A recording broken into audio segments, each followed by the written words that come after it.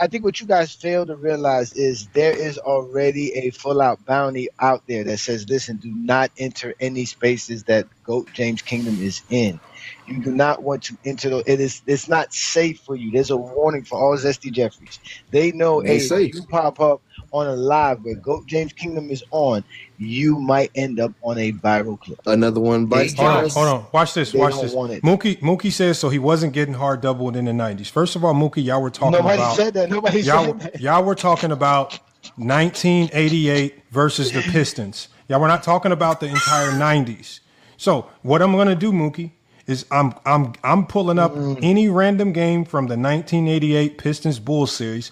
I'm queuing it up right now. So when you come up, you don't have to talk about it. We gonna play the film and you can explain to us all of these silly things that you were trying to explain Game to 2 Johnny. is available.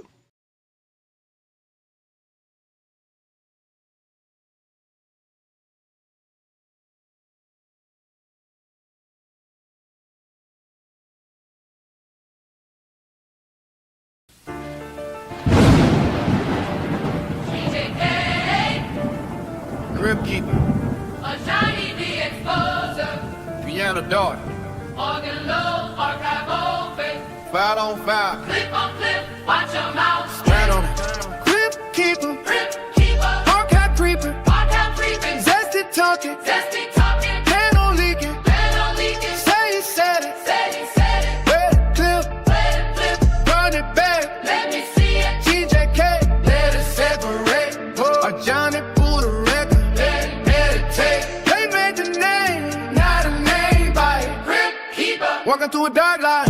Came in calm with the black fire, don't smile. Whole clips in the stack pie. Lens took a step back, St. Luke. Talk bone still ain't laying one hoop. Blind vision saw the room get tight. No ball after the facts hit light. Our money switch lanes. toast again, King's Speech tried to sting, got pinned. This ain't yelling, this receipts on beat. Courtroom trap at the church, keys deep. No walking shade, ain't awake now. Every lie you told got a time on the clock. They throw jokes, he let it breathe, then bring the footage back from underneath. Zesty Jeffers wanna live with no tape. OT in the cut like it might be too late. run it back, Run it back, line for line, line for line, no escape, no escape. from your time, They love my cool, but the rules got hoes. Move that scale every time Ron rolls. MVPs, Country Russell love vibing. 5G treated like they ain't alive. Scoring count to the record got passed. Then longevity became a new man. Every standard came wrapped in fog. Ajani peel it back, now the room go dark. You don't need volume. he got sequence, First claim that's control. show no weakness, I don't get loud. he let him talk, Then the whole clip rise like chalk on the wall. they say he does smoke, He bring the whole out. say he switched up, He bring the whole out. say he got cooked The up, hub don't say no. archive your teeth when the lights get low, File on file. clip on clip, Watch your mouth. stand on it, This where them rules where the lies get dressed. But fake wins live off deleted mess. Click little panel. quick little break, Then pray nobody say save the frame, why don't you got eyes? page unknown, Screen in the no door. stream clone, One more quote. one fake angle, Not a whole YouTube. TT tango, But Johnny don't he change. fake and plot, Cold as a vault with the folders locked. They made Crib Keeper. he made it long, Now every zesty fear with the archive song. Now the ghost story, this a live autopsy. Rip criteria laid out sloppy. GJK, In the room, keep it clean. for the grip, hip and dig up everything, Crib Keeper. I got briefings, Zesty talking. had on leaking, Say he said it. said he said it, Where the clip? running back, Let me see it. GJK, Let us separate. got a Johnny Buddha record, let it meditate, They made the name. now the name bite, Grip Keeper. Walking through a dark line. DJK, Archive open. just don't rock, Lives stay frozen. Grip Keeper. Walking through a dark line. DJK, Archive open. kids don't rock, Lives stay frozen. grip keeper, Walking through a dark line. DJK, Archive open. kids don't rock, Lives stay frozen. grip keeper, Walking through a dark line. DJK, Archive open. kids don't rock, Lives stay frozen. Lives stay frozen. Lives stay frozen. Lives stay frozen. TJK. TJK. Group keeper.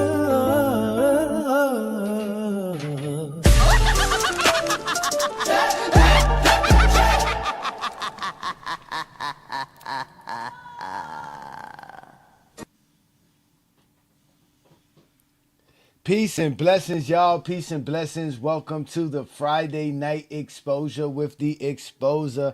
I'm your host, aka the Crypt Keeper, here to give you guys another great Friday night of basketball discussions. Because here in GOAT James Kingdom, not only do we talk basketball, we actually watch basketball. Thank you again for joining me on another beautiful Friday night. As y'all know, we come here to just discuss everything that we need to discuss about basketball, including what city's playing right now. So thank you for taking your time out while watching that game to sit here with me and have a discussion, as I will be discussing how toxic Michael Jordan fans are to the basketball world, and how in reality they are the casuals of basketball. Every day they display their true ignorance to what the game of basketball means and the history of the game of basketball, and they are always toxic about that behavior and doing such. So with that being said, we will have a great show tonight. So I want to give a shout out to a few people here that are always showing love and support to GOAT James Kingdom. Obviously, GJK members. Shout out to all the GJK members. Peace and blessings, Marcus. It's always great seeing you guys up in the building. It's always nice having you guys here. Peace and blessings, Rodnell. What's good? We got Juan Boy in the building. What's good, Juan Boy? Peace and blessings, young man. We're having good things going on here. New World is in the building. Peace and blessings. We got Inside the Arc in the building. Peace and blessings, young man. What's good? Shout out to you. Again, we got a lot of folks here, man, always supporting what we're doing. Yes, indeed. Shout out to Najee in the building. What's good, Najee, man? It's always good seeing you, young man. Oh, we got my boy Politicus Rex in the building. What's good? Thank you for joining me as well.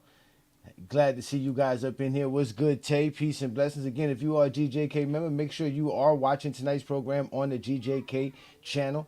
Subscribe to the channel, hype our videos, like our videos, share the content. Let everybody know GOAT James Kingdom is the best place to celebrate LeBron James as the GOAT of basketball and to talk basketball in general. Right now, we're about to see the end of the first quarter. Just for the update of anybody who's not watching the game, it's 31-24. San Antonio is up. They started out on a 15-0 run. And was balling out in the early start of this game. So there's 21.5 seconds left to go in that matchup. We're going to be watching that. But tonight we're going to be discussing a lot of things about how Michael Jordan fans are casuals. And because they're casuals, they're very toxic to the game of basketball. Because the only reason they actually like basketball is because of Michael Jordan, Kobe Bryant, or LeBron James. Those are the only three reasons why they have any reason to watch basketball. They don't have no other purpose to watch basketball. So they're casuals. They only watch basketball when it's convenient to them, when it's something that they can do, and when football's not around, right? When they're not out drinking or out doing criminal activity or illicit activities like they love to brag about all the time on these social media lives, right? But what we have is a bunch of dudes who be coming up with the craziest terms, right? We already know they make up crazy terms, right? We talked about words like portability and gravity and player playoff translation, advantage creation, offensive creator, event creator. All these silly terms that don't ever exist in basketball. They for one, they create them and then they can't even define them properly and use them to the sense we can all talk the game of basketball with it, right? Then on top of that, they don't even be knowing real basketball terms and real basketball knowledge, right? They don't know what a playmaker is, right? We have to argue with them on what a playmaker is. They don't know what an assist is. Then we have to argue with them about what an assist is. They don't know what a mid-range shot is. We got to argue with them about the mid-range shot, right? They don't know anything about the game of basketball. They don't know what the triangle offense is. They can't break down defensive schemes. They can't do anything like that of any sort when it comes to basketball. All they can do is read off Basketball Reference. That's all they can do. That is the key factor to all of that. Peace and blessings. What's good, Andres? Thank you for joining me. Peace and blessings, man. That is what they can do best, right? Is have those type of conversations, right? Oh, TikTok is the worst. TikTok is worse. That's why I wanted to have this show tonight, because I heard a conversation between Ochi Takes, not between Ochi Takes, on Ochi Takes' channel, where there was a Zesty channel having a conversation with a LeBron fan, and one of the Zesties brought up some silly question. They were talking about competition. Who faced tougher comp? Who had to go through tougher comp between Michael Jordan and LeBron? And the young man stated why LeBron James had tougher comp.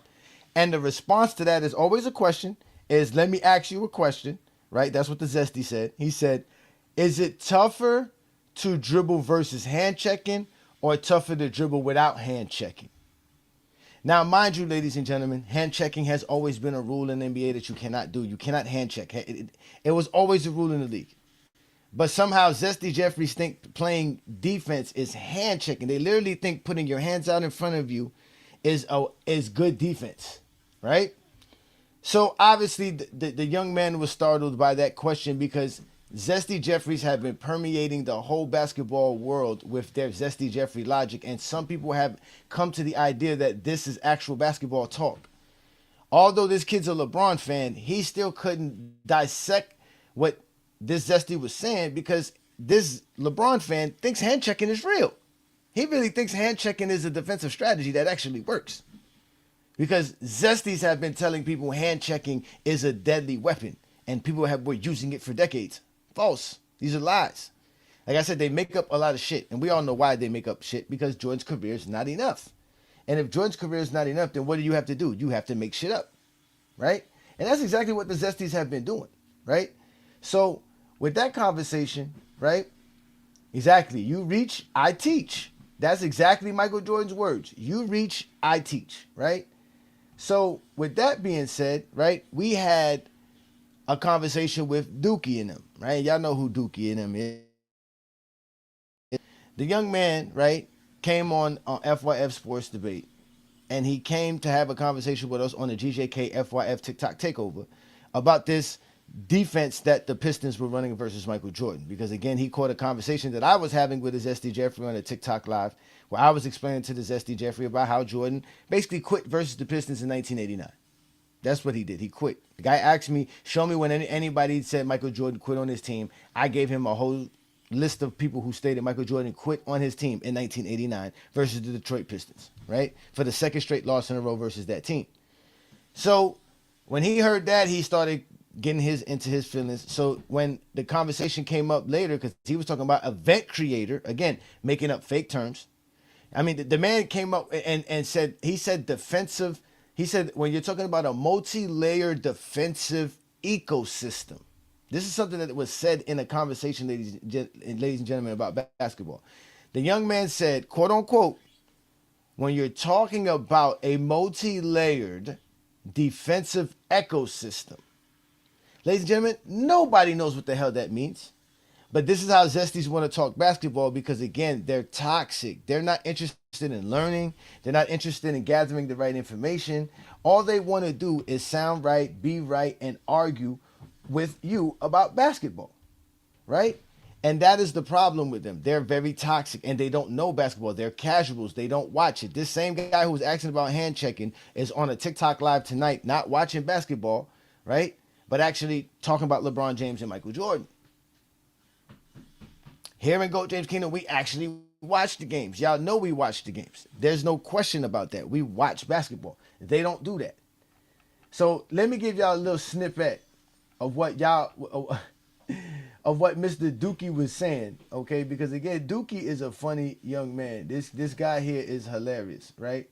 So let's watch Dookie, right? First off, Dookie was talking about hard doublers, right? He was talking about hard double teams that Detroit Pistons were doing to the Chicago Bulls, right? That's what he was talking about. Again, remember, they don't know what none of this stuff means. They don't know what none of these terminologies means. They don't know what a mid-range shot is. They don't know what playmaking means. They don't know what a defensive anchor is. They don't know what none of these terms mean. They have no idea. And then they just invent other terms for make people think that they know they talking basketball, but they don't know nothing. So he mentioned something about hard doubles. So we're going to play the hard doubles that he was talking about and what he meant by hard doubles. Peace and blessings, y'all. Welcome to the Friday Night Exposure. I'm Ajani, the Exposer, a.k.a. the Crypt Keeper. This is how Zesty Jeffries talk basketball. Dookie, what is a hard double so we know what to look for? What's a hard double to you? Hey, can you properly address me by my real name, bro? I don't know your real name. My name is Dookie. I don't know your real name. No. Dookie, man. Wookie. I thought that Your name is Dookie. Rated. Okay, so man, to feel better, rated R. Tell us what Rated a hard double is. exposed. The way you define it in your mind, His name is the way you define it in your brain. What is a hard double? when a second defender fully commits, he cut off the driving lanes, he trapped baseline or sideline, he forces a basketball player to pick up, passed out immediately. So that's what a hard double was. When the second defender fully commits, that's a hard double. And where's a soft double? There's something that you don't know nothing about basketball. They were literally sending a soft double when you look at Michael Jordan compared to Bill Laimbeer.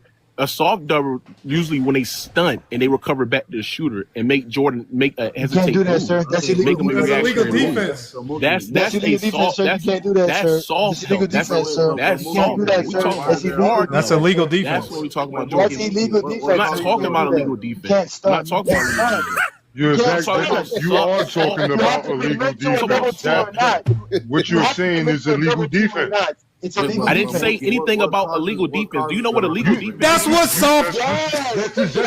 No, it's not. Soft, you can, bro. So you're telling me that in the 90s there is You no can't such shade thing as help. stunning? You can't shade help. You cannot can't. shade No, help. you can't stunt. In the 90s, you could stunt in the 90s. What are you talking about? you Y'all don't know can't, basketball. sir. Yes, Okay. So you could literally stunt. in the Okay, so 90s. we don't need to know what a soft double is because you said they were hard doubling Jordan in the fourth. Ladies and gentlemen, you heard what the young man said. He started off good when he said a hard double. Okay, a hard double is obviously committing to the guy, making him get the ball out of his hands, double teaming him, trapping him, or whatever. But it's a immediate double. But what he fails to realize is that is what a double is in the 1900s. You cannot stunt on a double. You actually have to double if you're going to double. And they don't know this. Again, they don't know illegal defense. They have no idea what illegal defense is. They don't understand basketball. They're casuals. They don't know what illegal defense is. They have no idea what illegal defense is. But they will be the main ones who will tell you everything about basketball and tell you you don't know basketball because you're proving them wrong. So you heard the conversation. You heard him talk about hard doubles, and he was saying how you can soft double. There's no such thing as a soft double. It's either you double or you don't double. That is how it works in the 1900s. That is the actual rule within illegal defense. But again, Zesties don't know basketball. And this is where we're going to explain to you again what illegal defense is. And Zesties have to understand this. And this is how they talk the game. Look at this post by Zesty. It says, in MJ's era, you couldn't double team. It was illegal defense. This is what they say. We say. Translations. I'm a casuals who never watched MJ's era, don't understand rules, and just started watching in 2006. Even still, I just box score watch and spew. You were not allowed to bring help defenders over in any kind of pre-rotation or anything like that if the offensive players were set over on one side of the court, and then there was another provision for being above the three-point arc. So that's how you would get these. You could do it in isolation. Charles Barkley, Mark Jackson, of course, had the back down that was finally outlawed at offensive 5 seconds. But in this two-man game, it was essentially illegal or impossible to bring people over, pre-double team off the ball. I think the only way you could do it is if you double teamed the ball. That was legal to bring an extra defender over. But otherwise, if it's the two-man game and you're sitting on the weak side, you literally had to wait until the ball came to you, until the action unfolded to help. Right. Yeah, I mean, think about like kind of the overloading defense that Tom Thibodeau implemented on LeBron and how that just informs the whole concept of loading up to the ball. It was institutionally almost impossible to do that. So you see what illegal defense is. You cannot stunt in the 1900s. So this idea Dookie was talking about a hard double and soft double is completely wrong. So he came up here and tried to explain to us all this nonsense about a hard double with Michael Jordan, all this other silly stuff. Again, they make things up. They don't know the game of basketball, and then they come arguing and start yelling and screaming at people, calling people all kind of names, and they get upset when you start pointing out how silly they sound, and then start proving how silly they do sound, right? So he didn't know what illegal defense is. Again, these are conversations we have with Zesties all the time. Dookie's just an example of how they are. Right? This is all of them. They all sound the same. They all say the same stuff. They all lie. They all make things up.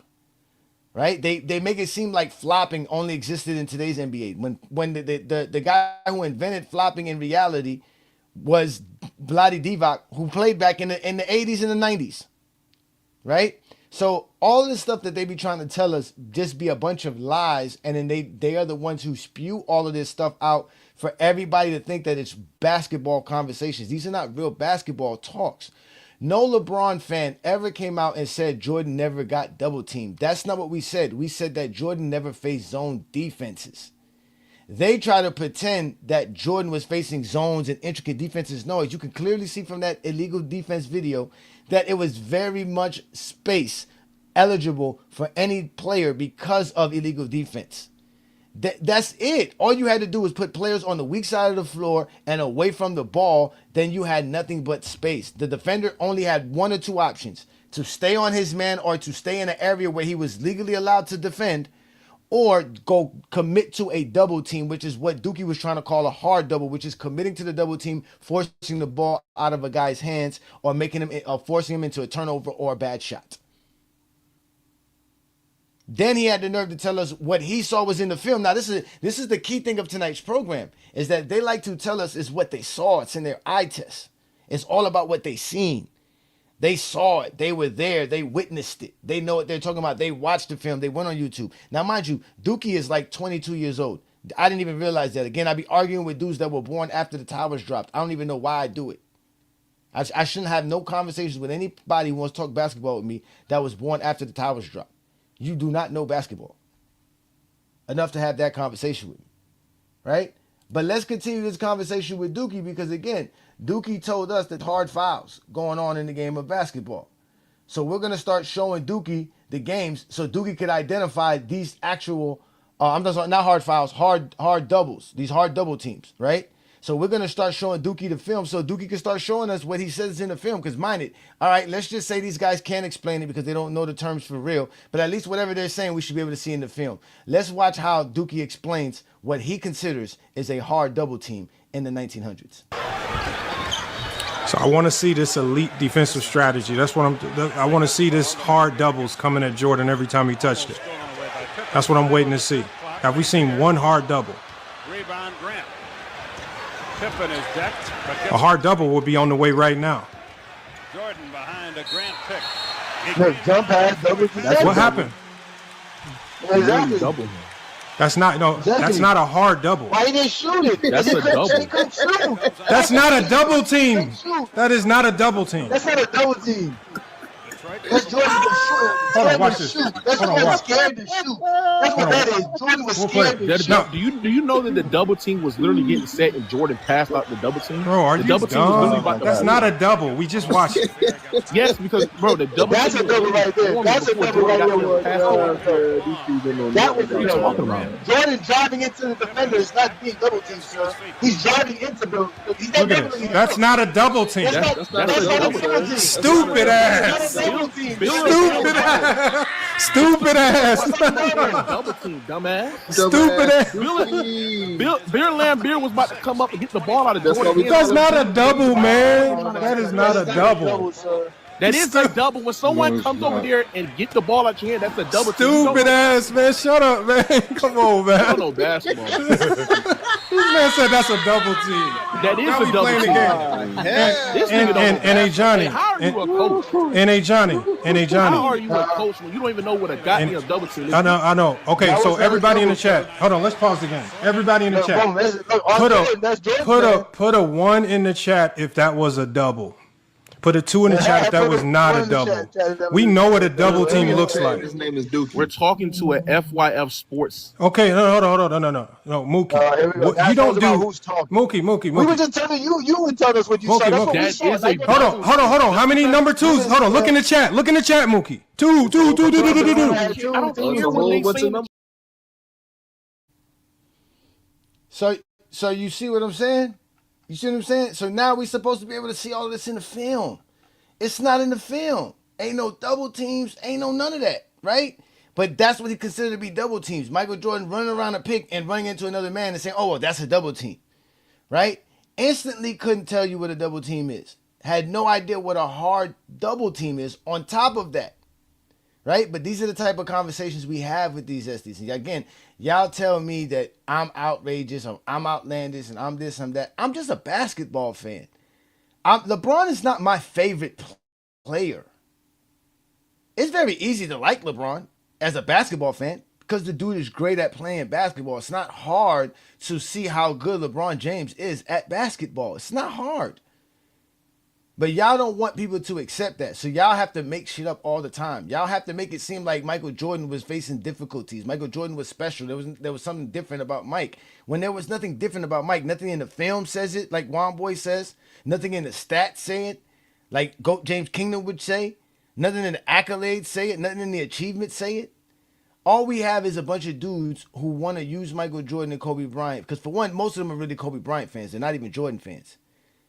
And they like Michael Jordan because, again, there's a bunch of old heads who can't let Michael Jordan go as well because they, as we all know, they all have miserable lives. They need something to feel good about themselves. Michael Jordan is that. And having conversations about why Michael Jordan's great to LeBron fans as if LeBron fans care about how great they think Michael Jordan is. But they come up with all these ridiculous terms that don't mean anything, that don't have any validity. So here we have Dookie trying to explain what a hard double team is, but he never could show what a hard double team is. And then this is what makes it so bad.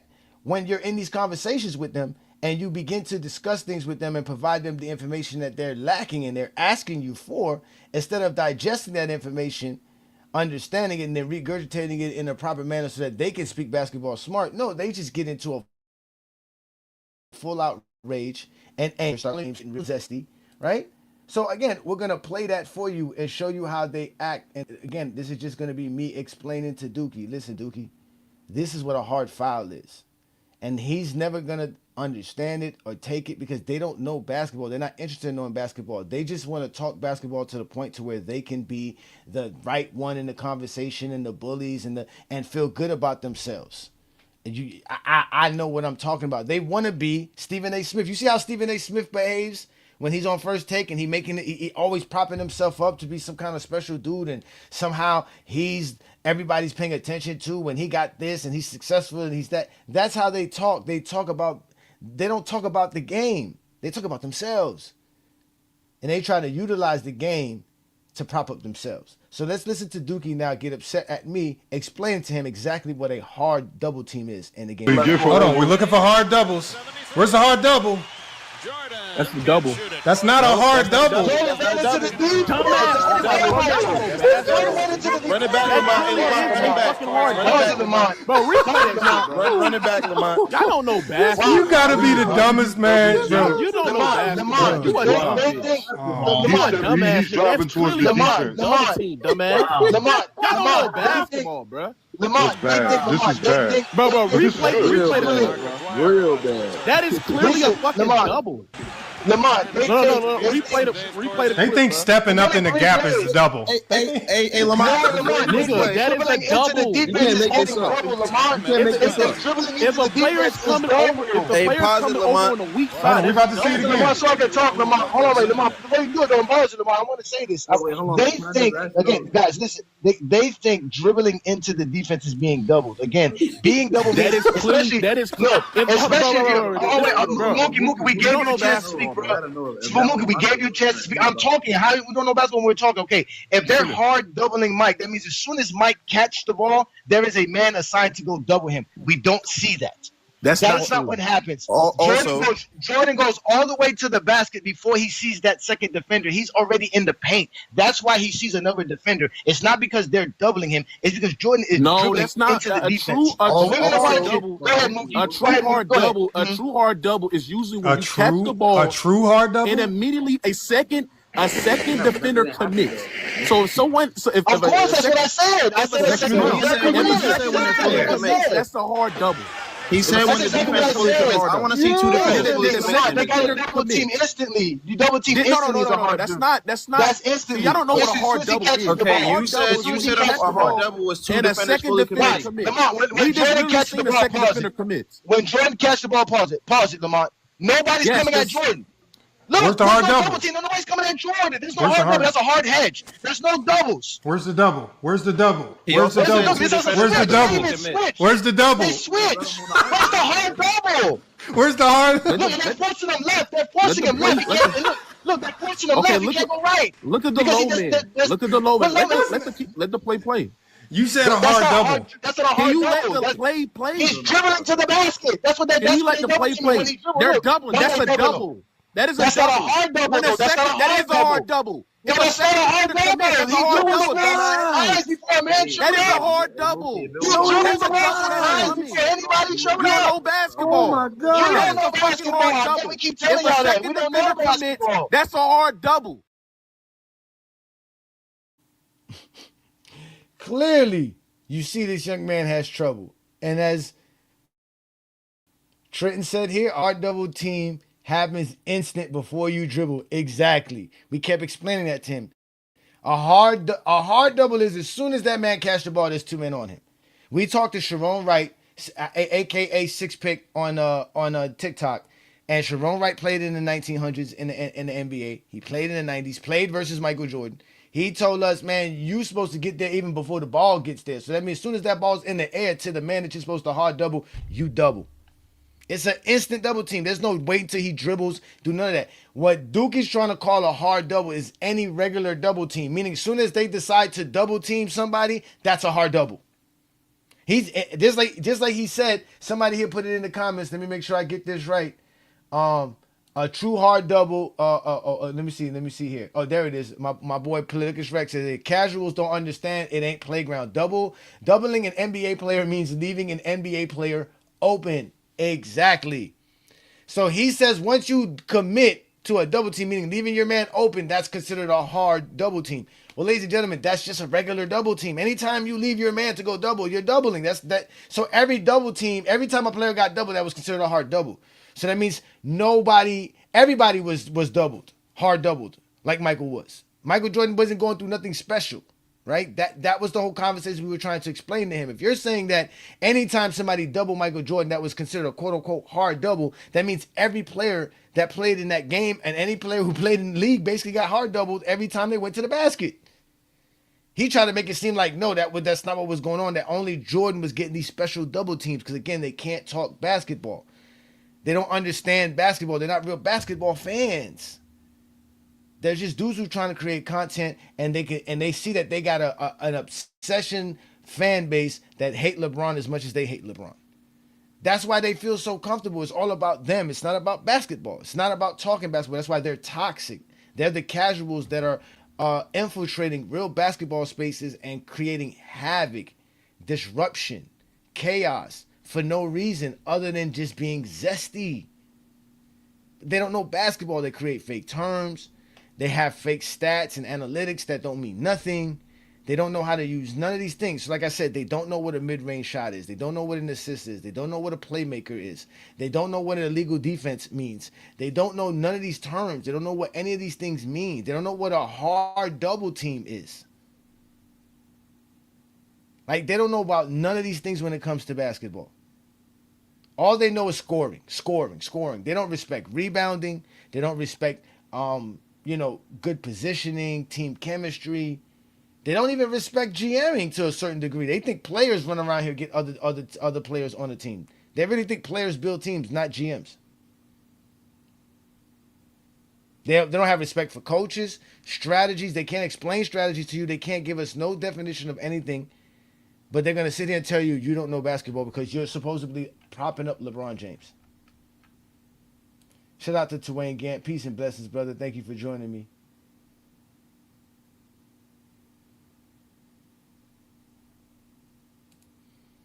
Well, the difference is that there was no such thing as a soft double in the 1900s, right? You know what I'm saying? Because at the end of the day, you don't send somebody to double team to play gingerly. Your job when you double team is to be the second defender, help, lock feet in unison, literally make it a wider space that the defender can't dribble through, pass through, or shoot over. Right? So that's the point of a double team. There's no such thing as soft double team. Now there's delayed double teams, right? You wait till somebody put the ball on the floor, then you send a double. You wait till he goes right, or you wait till he goes left, right? You send a double, right? Because a perfect example of that is that the Detroit Pistons had the rule with Jordan was when he was at the top of the key, they never hard doubled him. They wait till he put the ball to the ground. They would force him left, and when he put the ball to the ground, then they would send a double team, right? And there was other instances where if he got the ball in the post, they double teamed him instantly, hard double straight from the top. So like you said, that defender would leave his man instantly. As soon as Michael Jordan gets the ball's going to Michael Jordan, they would double team Michael Jordan, leave a man open. And like the Pistons said, Jordan was reluctant to pass, so you were very, it was very easy to just do what you had to do because Jordan was going to pass to your open man. Jordan was not trying to move the ball. Jordan didn't understand team chemistry. He didn't understand all of that. Jordan didn't like assists. Like Zesties don't like assists. You know what I'm saying? But these are the conversations that we be having with Zesties. And like I said, they are all toxic. They're always toxic. And you'll find them on TikTok because TikTok is where they can be the most disruptive. They can misbehave the most. And there's no consequences. But GOAT James Kingdom has changed all of that because now that Ochi Clips has been recording their lives and other GOAT James Kingdom members have been recording their lives and other people just record them in general so people could actually see it. Because they're liars. They'll tell you something that never happened. They'll say, oh, this happened and it never happened. They don't have the film. Just like he told you they were hard doubling Michael Jordan throughout this series versus the Pistons. It didn't happen. You won't find it. The same way they'll talk about advantage creation. It doesn't happen. These things don't exist. Event creator. These are fake terms. Portability. For the NBA to track a player's gravity, they had to put technical sensors on the floor. They had to get technology to help them do it. They didn't go to the stats to tell you who has gravity. They went to the sensors. And then y'all gonna say, well, that's what gravity is. It's my eye test. Again, we already see how flawed your eyes are. You can't see stats, you can't see accolades, and you definitely can't see what's going on in a basketball game. So we can't trust anything y'all ever say, but we have to allow y'all to have the opportunity to speak. If not, then we're bullies, or we're rude, or we're disrespectful because we're tired of hearing the same lies and the same regurgitated nonsense that have been debunked in GOAT James Kingdom for the last 4 years. But here at GOAT James Kingdom, like I told y'all, we don't make shit up. We look it up. And when you go look up the NBA history, you see who's the greatest players of all time. And you see what basketball is about. That all this stuff is available for these guys to learn. They don't know it. They don't understand it. And like I said, they're going to be the first ones to run around here and tell you things about what matters to them while being the first ones to discredit the same thing that they just told you mattered to them. They're toxic. They're only in this space for argument and for everybody to fall in line with them. They want to be bullies. But they've met their match here in GOAT James Kingdom. Because like I told y'all, I'm Ajani the Exposer. Now I'm officially the Crypt Keeper. Doing dark things to these Zesties. Right? And all they do is sit here and lie and try to explain to us about basketball, and they can't talk basketball. They can't do it. And I'm the boogeyman because now they're afraid. They don't want to come up to GOAT James Kingdom. They don't want to have conversations with GOAT James Kingdom. They fear GOAT James Kingdom. They put bounties out saying, yo, stay away from GOAT James Kingdom spaces because when you go over there, dumb dudes over there are going to give you work. That's what we do around here. You're going to get this work. Because we're not sitting around here just trying to lie for no reason. Like y'all trying to do. We actually trying to talk basketball. See what I'm saying? And all you do is get toxic. Again, they're toxic. They'll create fake accounts and all kind of stuff to talk to you, and especially online. That's why I be telling y'all don't block them. They're safe in the comments, right? Because that's where they want to be. Let them make comments. Because once you block them on one account, all they go do is create another account, and now you're dealing with them in that fashion, right? So again, these are the things we have to deal with as basketball fans. But I'm here for y'all, and I like I told y'all, I'm not going nowhere. LeBron fans ain't going nowhere. This is where all Zesty Jeffries finally reside, in the Zesty Jeffrey Cemetery. Y'all clearly see it here. Y'all see it right here. It says Zesty Jeffrey Cemetery and the GJK Haunted House. And they are going to run and hide, but they can't run and hide for too long. Eventually we get them. Just like Jason comes and gets them. But I'll put the link up if anybody wants to join me as we watching this game. It looks like OKC is taking control of this game. They're up 52-47. 2:08 to go in the second quarter. San Antonio Looking like they got to muster up some things here. OKC has been showing some championship guts here these last couple of games.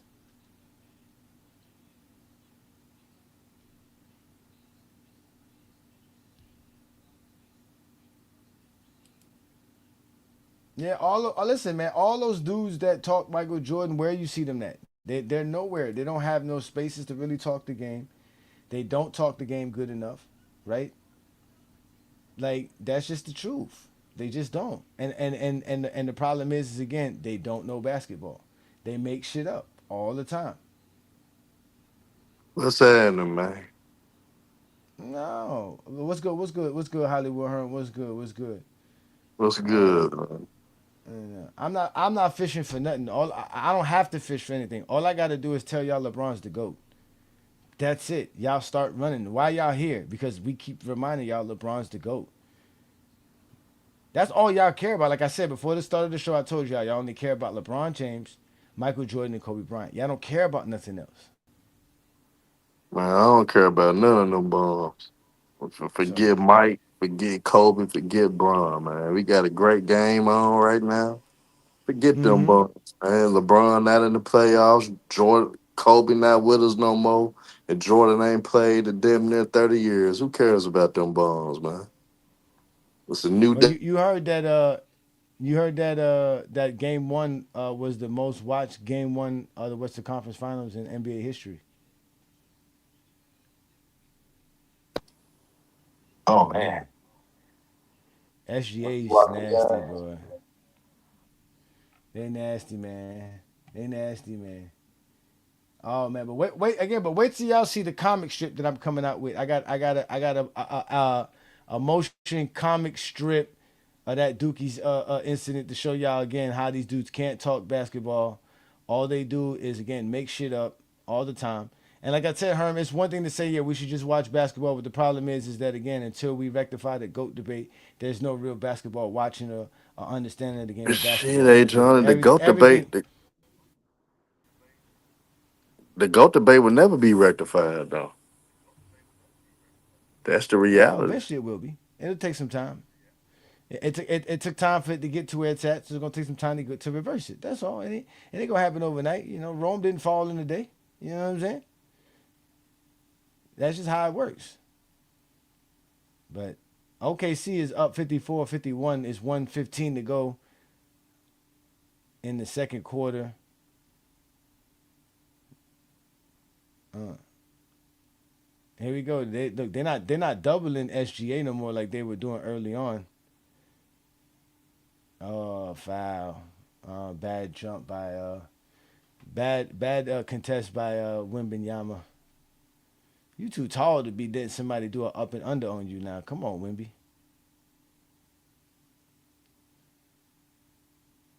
Ah, Wimby messed up right there. He knew it. Man, I know my boy Mac Def ain't become a comment merchant now, man. My nigga regulated to the comments, man. And listen, man. Let me let you up here, Herb. Like I said, man, you got to come talk basketball, man. There's two options here, man. It's talk basketball, man. And they can't help it, man. Being in love with Michael Jordan was something that made their life cool. It made things good about themselves. It was that one space they could come in and everybody be like, "Oh, look, that's the Jordan fan." Now, that's the Zesty. Not that. Nah, but I think the only way you'll find balance though, the only way Uh huh. balance would be brought though, it gotta be a mutual respect for the history of the game. Everybody gotta respect everybody. Until that happens, I don't think the GOAT debate will ever be rectified due to the fact that people be using nasty things to put down other players. I don't know how Mr. Rex feel, man. Rex is a historian, but I think a lot of people disrespect the game too much for it to come to a common ground, though, honestly. I don't think the GOAT debate will ever be rectified. No, I already told y'all the way to rectify the GOAT debate is get rid of all SC Jeffries. What's good, Politicus Rex, man? Thank you for joining me on a Friday night, man. Hopefully you having a good night watching basketball like we are. And obviously, thank you for joining me. What you have on tonight's topic, sir? Well, I mean, this is the very reason that I got on YouTube in the first place was this specific argument, because it's something I noticed back in the 80s when Jordan came on the scene. Is I noticed, and I was in high school at the time, and I noticed that there were kids that I never saw on the courts. Never. All of a sudden coming in with Air Jordans, talking about, did you see the game last night? And I noticed that most of them, all they're talking about is the plays that were on the ESPN top 10. Mm-hmm. You know what I mean? It was like, and I would bring up like, okay, hey, did you see such and such a play in the second quarter or something like that? They had no idea what I was talking about. And it was obvious from the very beginning. They were fans of a person. They were not basketball players admiring a great player. They were fans of an image that was being presented to them, and that's what brought them into the sport. Not a love for the game, the love of a man. I agree, Not even Rex. a I man, an agree. entity. It's because he's not even a man. He's a Yeah, myth. the image. It's the image. Yeah, Yeah, the image. he's a And I myth. I still say the big, and it's not a problem with LeBron. That's not the way to put it. But the big problem with LeBron's timing is he came into the league immediately after Jordan's final retirement. And the chosen one, the king, the nicknames and all that, they all took it a certain way as you're trying to step on our guy, you're trying to diminish our guy, and they start fighting back by diminishing everybody, which is what they all do. If he would have retired at 98, not came back as a lesser player in the Wizard years, and you just had time for the league to move on and admire, Kobe and Shaq and everything that was transforming in the early 2000s, then LeBron would have came on the scene, and I think most Zesties would have embraced LeBron as the big new thing, literally, as the big new thing and the new guy to rally behind. But when him coming in with all the hype immediately upon Jordan's departure really put a sour taste in their mouth, and they've just made it their life's work to just put down this man no matter what he does. Hey Rex, I got a question though. Do you think Kobe suffers the most from that though? It's No, going to sound kind of cruel, but I think what really saved Kobe from being placed in a certain spot was his dying young. It sort of pulled all of that off of him, and we just are remembering Kobe for Kobe now, rather than being the carbon copy of Jordan.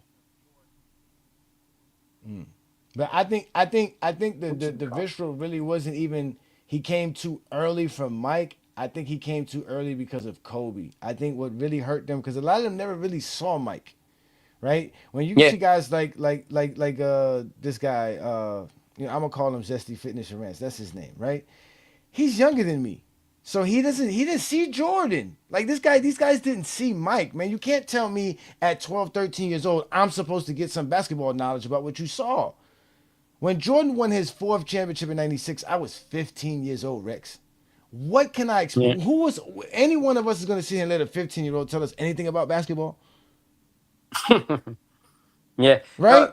I was actually at the game where Jordan did the rock the baby to sleep dunk at Maryland, and I missed it because we were getting up from our seats to get to the car faster, and I missed that play. My head was turned. Oh wow. See what I'm saying? No, So, but but that's what.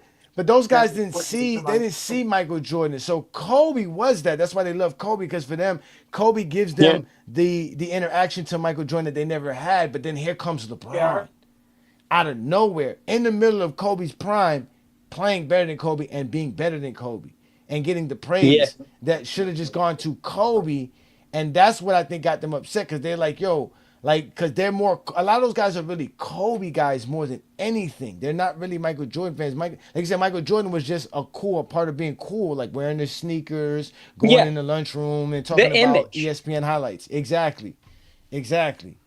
So, Now, but you hey, Yeah. know, Johnny, but that's why I always say though. I think a lot of people misunderstand what I say, but that's why I always say I think Kobe actually suffered the most because he wasn't embraced by Jordan fans right away though. You gotta remember Oh the Jordan no. supporters didn't embrace Kobe, so Kobe receiving unfair treatment all the way through. Not only that Jordan fans not embracing you because they feel like you're trying to copy and mimic Mike. You got the Shaquille O'Neal fan base pissed off at you. You got the Colorado thing hanging over your head, and then you got the LeBron James stuff, and then the Jordan fans finessed it like the bad Jordan fans finessed it to the point where that they use Kobe as a cradle. So now you got the LeBron fans dissing Kobe just because they're seeing the Jordan fans using Kobe in a way to diminish LeBron. So Kobe getting hate from all angles, and I think that's what kind of put Kobe in the tough spot to me for us how we look at his legacy and how we look at what he contributed to the game due to those different factors, in my opinion. Though. Yeah, but you also have the side of it that Kobe yeah, wasn't but trying to make no friends. Yeah, that too though. That most definitely was the case though. You know, he wasn't out here saying, "Hey, you know, yeah, trying to be." He was a surly type yeah, of that's, guy if you were his competition. He didn't give a, you know.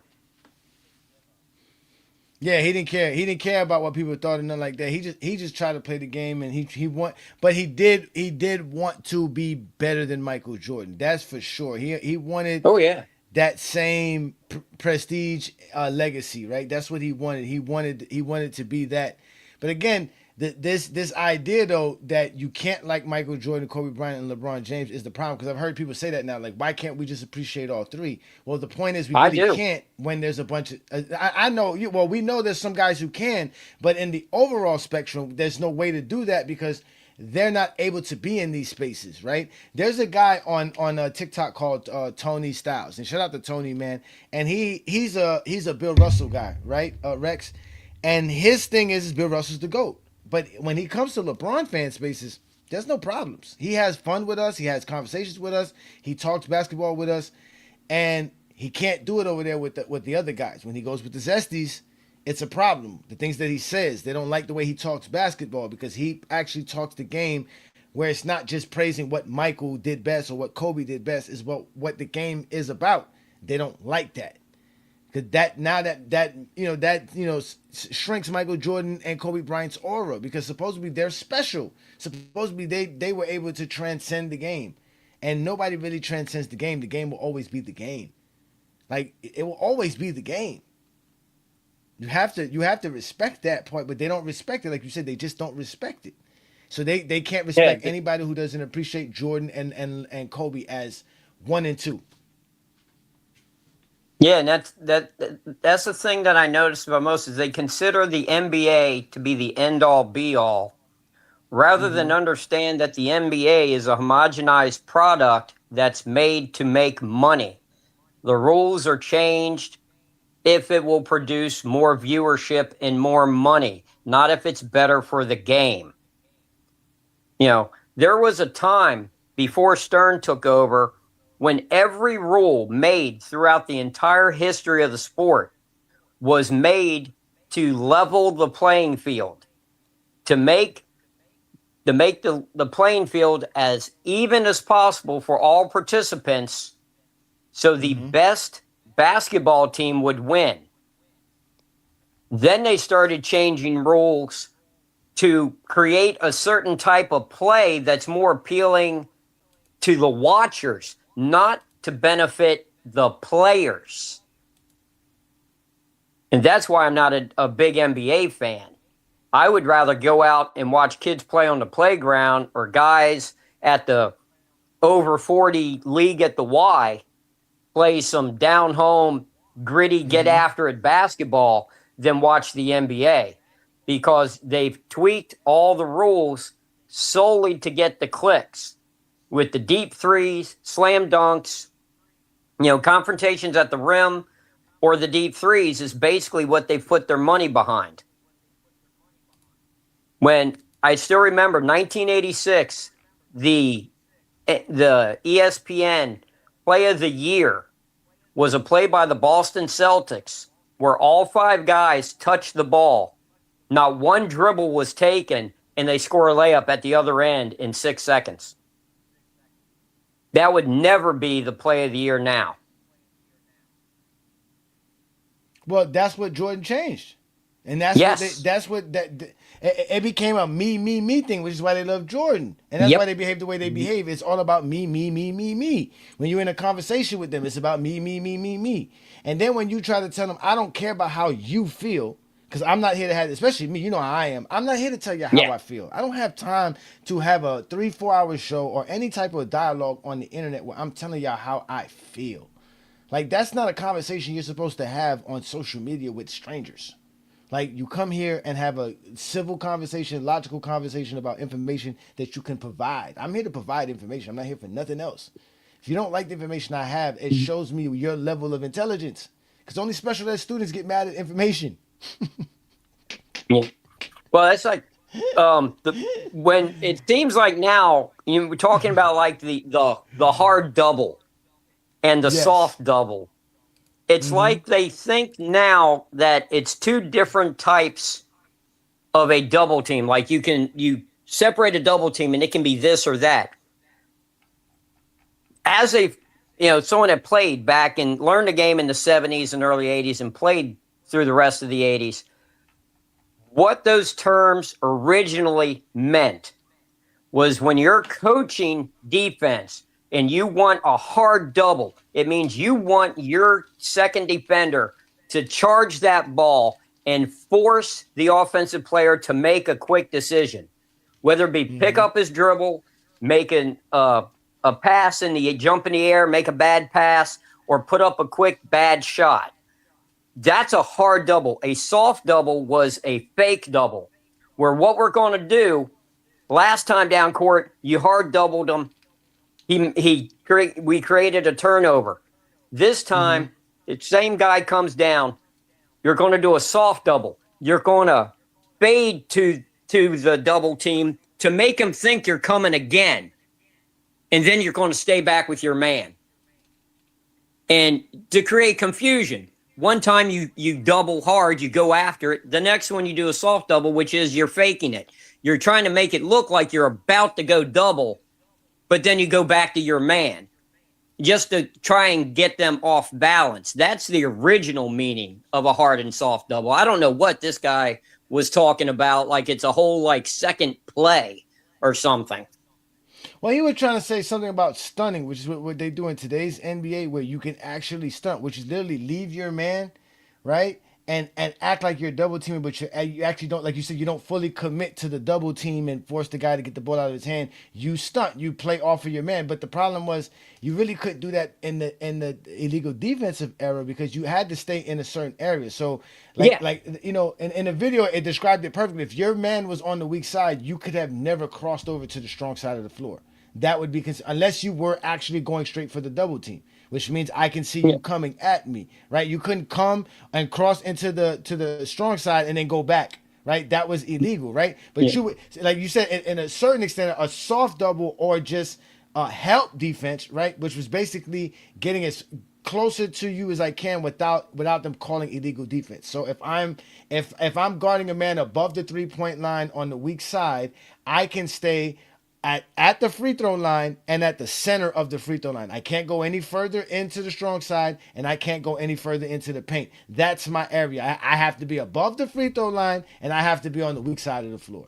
But I can, like you said, I can stunt. I can be closer so that when I do need a double team, I can make it quicker. I'm not going to be coming all the way from the weak side. So those were the differences. But again, even if we're gonna say he understood what he was saying, when we showed him the film, he couldn't show us what a hard double was. He couldn't figure it out. Double. Yeah, exactly. He couldn't figure it out. So we knew he didn't know it. He doesn't know it. Well, the problem is, guys will call for a double. Coaches will scream for a double. right? At a certain point on the court, they'll have their players, and people forget this isn't the Y. This is not the playground. There are assistant coaches who entire career, they're getting paid hundreds of thousands of dollars to just come up with defenses against other players and for different teams in different situations. And you get film study and you get memos with things about this is the player you're going to be covering. You want to keep him to his right. You want to that when he's going to go to the hole, he's going to, what his tell is. And he does this. And if he goes right, you want to force him to the middle. If he goes left and he gets the ball in the air, go ahead and foul him because he, his free throw percentage, this, that. They have all of this stuff on every player, and these casuals don't understand that. Mm-hmm. And so many times you'll hear a coach scream for a double. The players on the court will call the double. The offensive players will see it coming and call it. So everyone knows it's coming. If you're actually courtside, you can hear it. Double, double, double, help, help, help. You hear it all the time.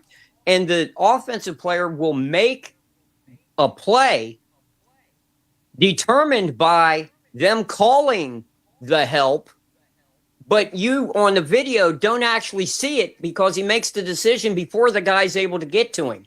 So on video, well, he never came over and doubled. Well, he was coming over the double, but everyone screamed at the guy with the ball that they're doubling him. So he kicked it, to top of the key or passed it to the corner for a three or whatever. That was a double play. They called for the double, but he made a quick decision before the double actually got to him. So if you're only watching the video and you can't hear what's actually being said by the players and the coaches, you don't know that was actually a double situation, and a double or help situation was called because he made such a quick decision to avoid it. Yeah, but the conversation was hard double, which we all know hard double is instant. It's not, you're not gonna wait for it to happen. As soon as Michael Jordan gets the ball, you're gonna see a guy come at him. You're gonna see two guys go at Michael Jordan. Yeah. And in the film you don't see, but in the film you don't see that. The idea of Jordan dribbling into the paint and getting a help defender to come help, that's not necessarily even a double team at that point. But again, they don't know the game, and that's the sad part, Rex. And they don't want to even learn. A double team is when the defense initiates the play. Exactly. If the offensive player goes dribbling through all five players, that doesn't mean he was quadruple or quintuple teamed.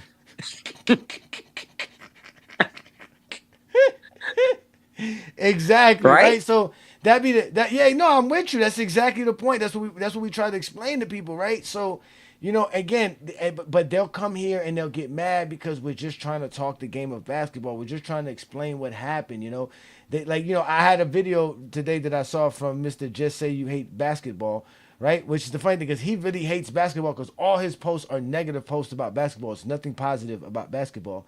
He had the nerve to complain about how SGA was playing the other night with all the flopping that he was doing, which he was falling on every shot, which is obviously hard to watch, right? As a basketball fan, you're like, come on, bro. Like, you're always on the floor for no reason. Like, you're really just flopping. Like, you're just falling. But the majority of those were not foul calls. So he's not even getting the foul calls. So to complain about him is ridiculous. Like, that's not even worth even having that conversation. But they're so interested in all the bad things in life that they only see the bad things. They can't see nothing else great. They can't see how great SGA played in game 2. They can't realize the different strategies that were used to help them win game 2. Those things never come into their mind. They never tell you why somebody won. They always tell you why somebody choked. Right? Every time I see Scap attack, every post he makes after a playoff game is the team who lost, the guy choked.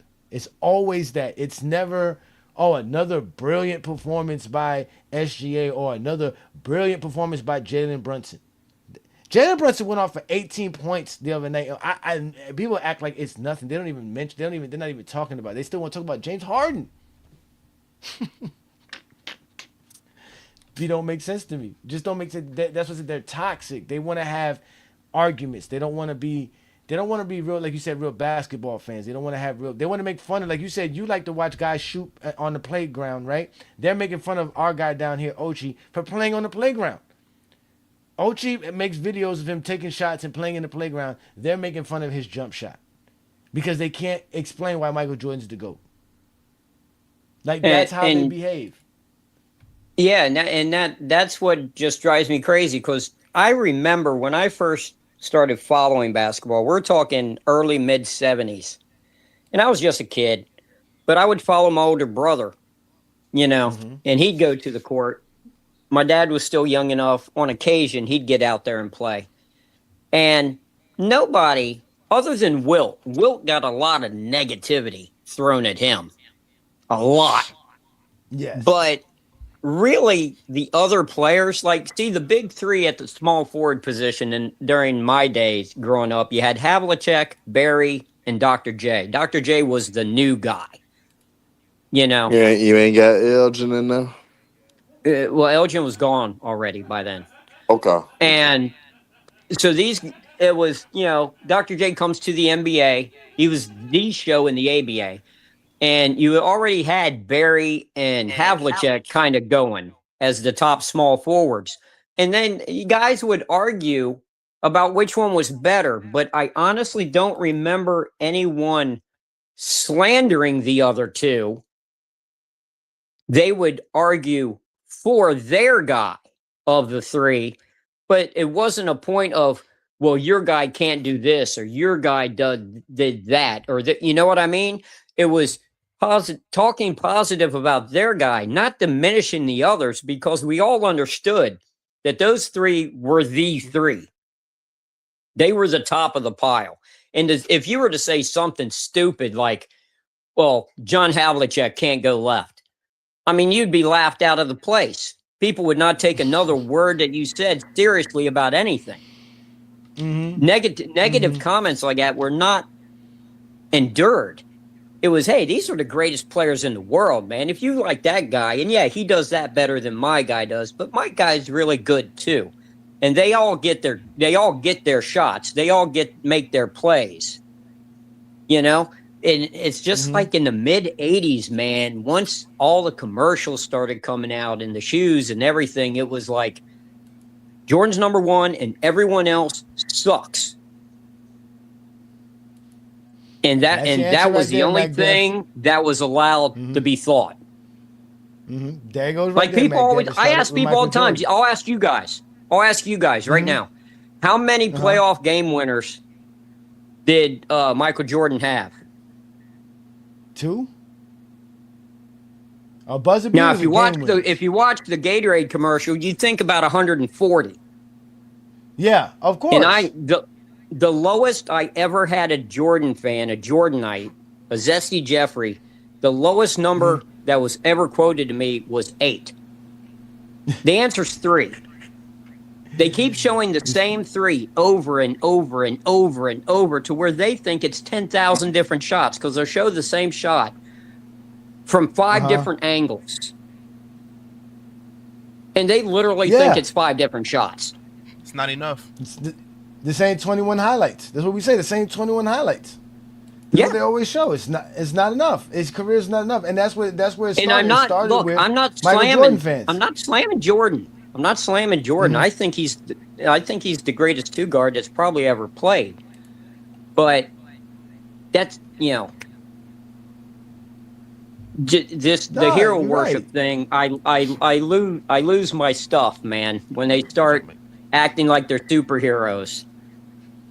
But that's where it started. No, but that's where it started with. It started with Michael Jordan because they're casuals. They only began to watch the game because of Michael Jordan. They didn't watch the game for no other reasons. They didn't have a team to root for. They're not even Chicago Bulls fans. Yeah, well, they say it themselves, Johnny. They say it themselves. They'll sit there and give him credit, and it's true. Okay, it's true. They'll say, "Well, Jordan is responsible for the globalization of the game." Okay, he's a huge, big part of it. He absolutely was, because those commercials weren't just played in America. Nike sells shoes worldwide. Okay? They're shown everywhere. But that's my point. If you got people, if he turned 10 million people on to the game of basketball, that's 10 million people that a week ago didn't know a damn thing about it. And now I'm supposed to believe these brand new fans that they understand the game and they understand what proper basketball is and what success is because they bought a pair of shoes and they saw Space Jam 4 times.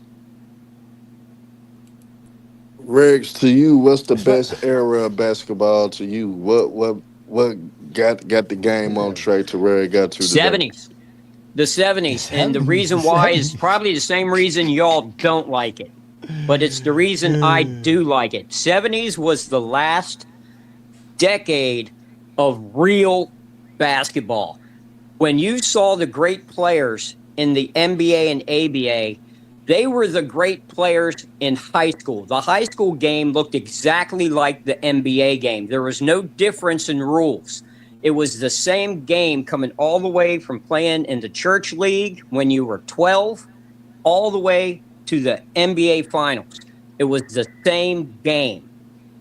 Then when Stern got in there, he started changing it to give players more freedom, start making it a player endorsement league rather than, the name on the back of the jersey was more important than the name on the front. Before Stern, they always sold the team.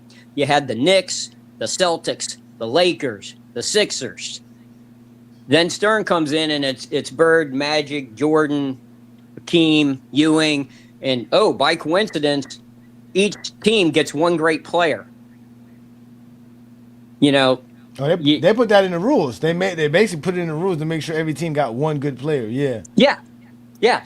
Well, So Rex, what you every think? team got ticket sales. Yeah, every team got ticket sales. Every team got jersey sales. What you think about my era though? My era to me, I think the 2000s is the best era to me though. Because I think they had a mixture. I think they had a mixture of every. I think they had a mixture of every era in it. They had the physicality that people love about the '90s. They had the elite offenses that you see from the 2010s to today's. You had the star power. I think the star power in the 2000s probably was the best overall group of talent that you could have. Because you got your Bill Russell of the era and Tim Duncan. Got your polarized a guy like a Will Chamberlain and Shaq. You got the draft class. You got one of the best draft classes ever with Braun and them draft class in that era as well. And you got the young superstars like the Kobe's rising up in that era. Then you got that draft class with LeBron and Melo and them coming in. And they still had the power forward. That was the evolution of the power. You had the KGs. And I think they just had an overall group of talent. They had the physicality, they had the athleticism, they had the skill. You saw great defenses and great offenses at the same time. Some of the best offensive and defensive basketball of all time in that particular era to me. That's why I got that. Now the '70s, I give you credit for this. They got the best overall group of big men of all time, in my opinion. I think that's the best era of the big man. But I think the 2000s overall got everything that you want in basketball. They got it. Yeah, the only difference between your logic there and my logic is I look at it as teams, not as players. But you had the team right. You had the Basketball is a team. You had the team teams sport. too, though. But you had the team rivals too, because you had the Pacers and the Pistons in the early 2000s, which was great.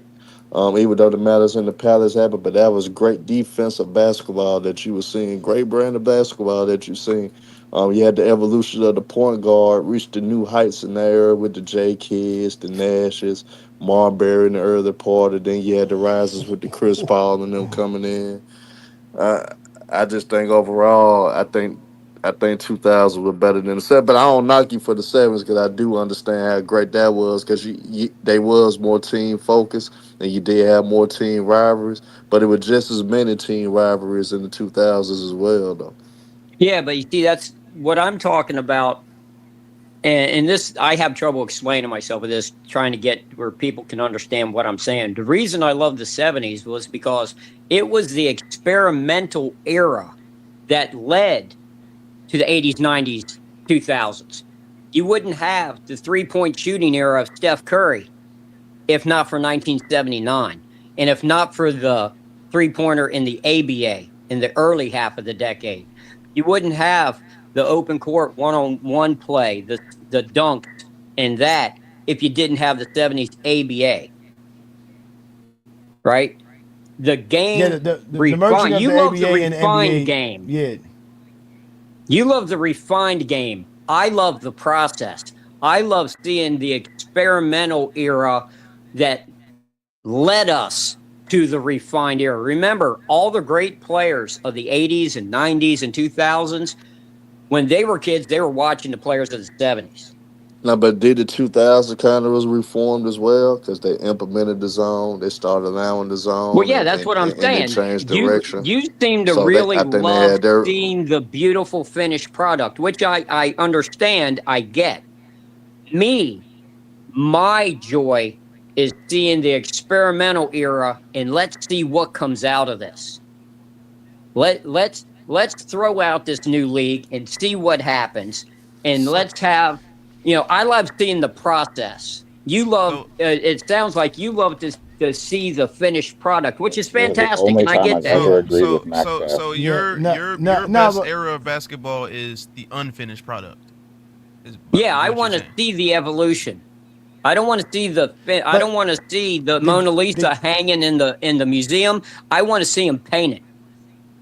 No, but what he's talking about in general though is that again, the game of basketball is a team sport. It was never an individual sport. It was never a sport about the individual. It was a sport about what can the team do, and that's what you saw in the '60s and the '70s, and part of the '80s. Like you said, in the '80s, the hype became about Magic, but even Magic was attached to the Lakers and how they played basketball. Same thing with Bird. Bird was attached to the Celtics. That's why That's what really revitalized the league was because again, the league was a team-oriented league, and you needed the Lakers and the Celtics and all these teams to be great, but you also needed to bring in casuals to watch the game because sports was growing. Television was growing, right? It was no longer just getting ticket sales and having people buy jerseys, or even if they were selling jerseys at that time. I guess they were selling jerseys back then. I guess you could have bought a jersey, a Walt Frazier jersey in 1974. I'm guessing you could have done that, but maybe not the way you can in today's society. But either way, no, not like now. Yeah. But either way, that was a different time, a different thing. Again, they did market the league more. They did see the money in and letting players be the. Again, that's one of the best things about basketball is that you actually get to interact with players when you go to a game, see them, you see their face, you know who they are. They don't have to take off their helmet. They're not, on the outfield 100 yards away where you can't see them, right? Because you're behind third base and they're on the other side. You can actually see your favorite player like within close range and stuff like that. So, yeah, man. Again, the game of basketball is beautiful, but it was even more than that because you see now they're all multimillionaires with generational wealth, and everything is fine tuned. When I was a kid, I used to go to Ben Lomond Park in Manassas, Virginia, and play with Don Collins, who played for the Bullets in the Milwaukee Bucks. In the summer, he played on the playground. All those guys played on the playground. Everyone knows Rucker Park. That's not an elite gym that you have a membership for. It's the guys in the NBA and the ABA played on the same playgrounds that we did. And we got to meet some of them. We got to play some of them. You got to see what talent was. You got to be there. And you got to see it face to face. You can't see that now. You can't be part of that now. Yeah, but that's why we say today's era is just so much better because a guy like Jason Tatum can't just go into any park. He's just gonna destroy everybody. Like, you know what I mean? Like, it's not even about him being a millionaire. Guys just destroyed us too. But we got to see. We weren't just. That's what I'm saying.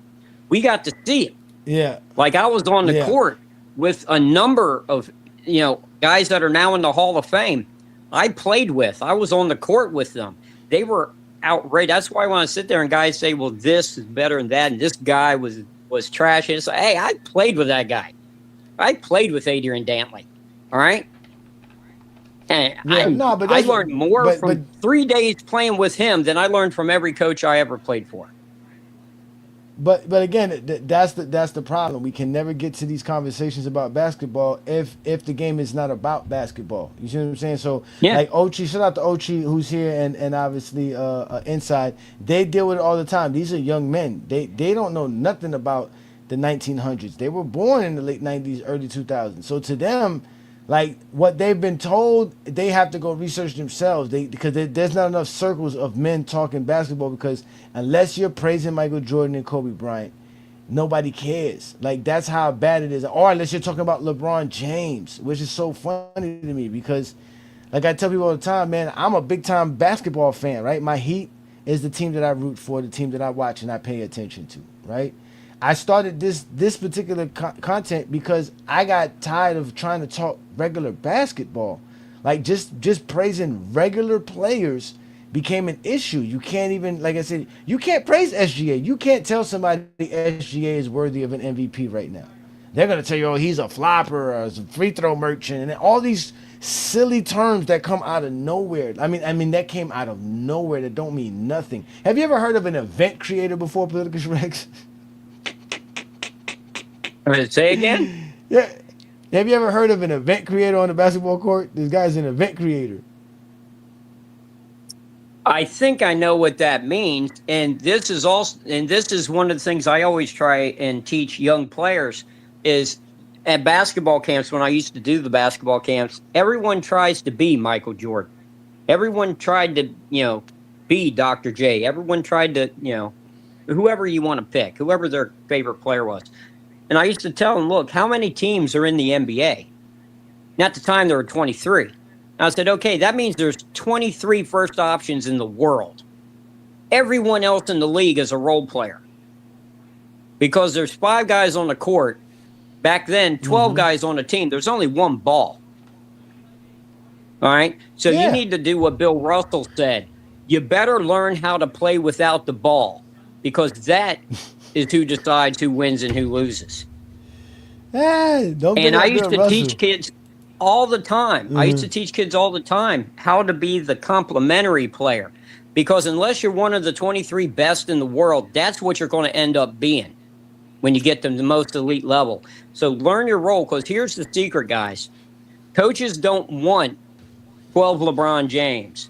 They don't want 12 Michael Jordans. They don't want 12 Kareem Abdul-Jabbars.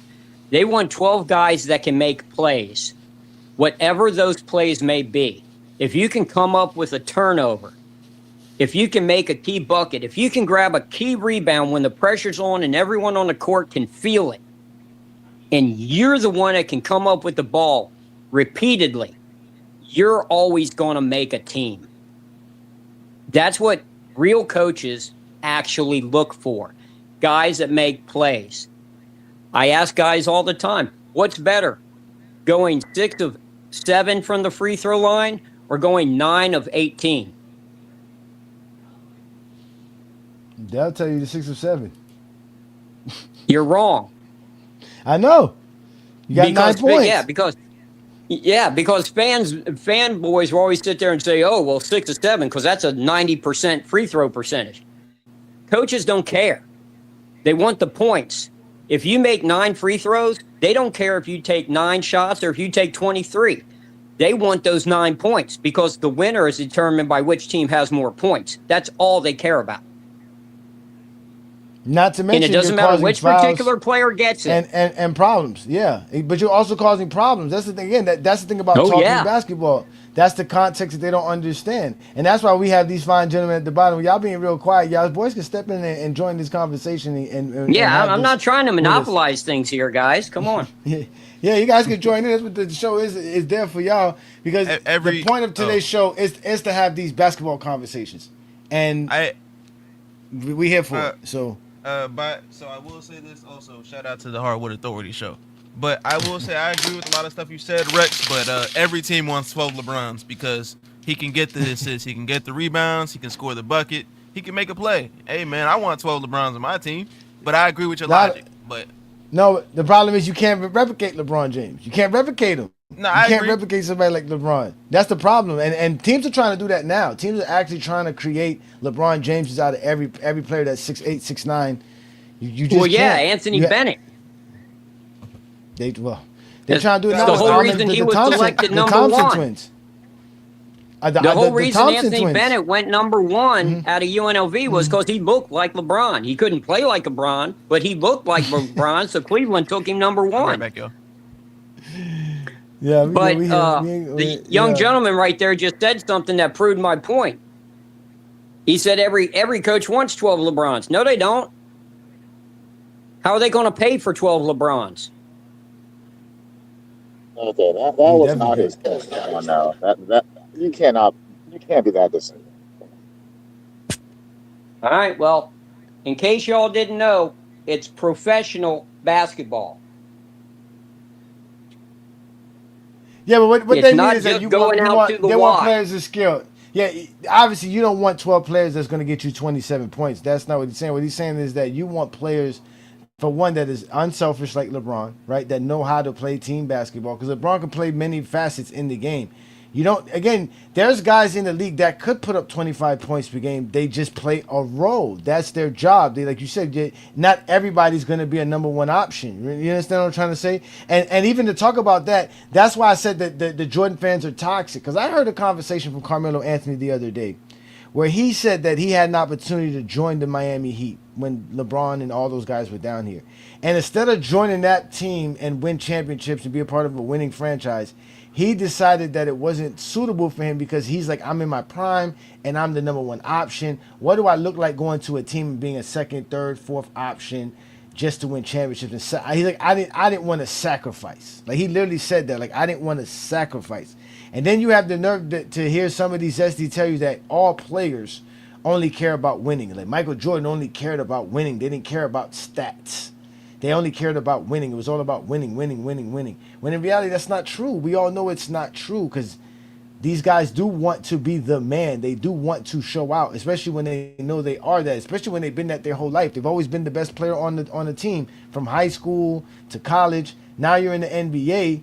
You're still one of the best players in the league, but now you have to sacrifice that to win championships. But there's a lot of players who sacrifice to win championships that could have been way better players off of their stats, but they wouldn't have won championships. Scottie Pippen's one of those type of players, right? Dwayne Wade admit to it. He said, hey, I could have had way better stats and accolades if I didn't decide to join LeBron James or play alongside Shaquille O'Neal.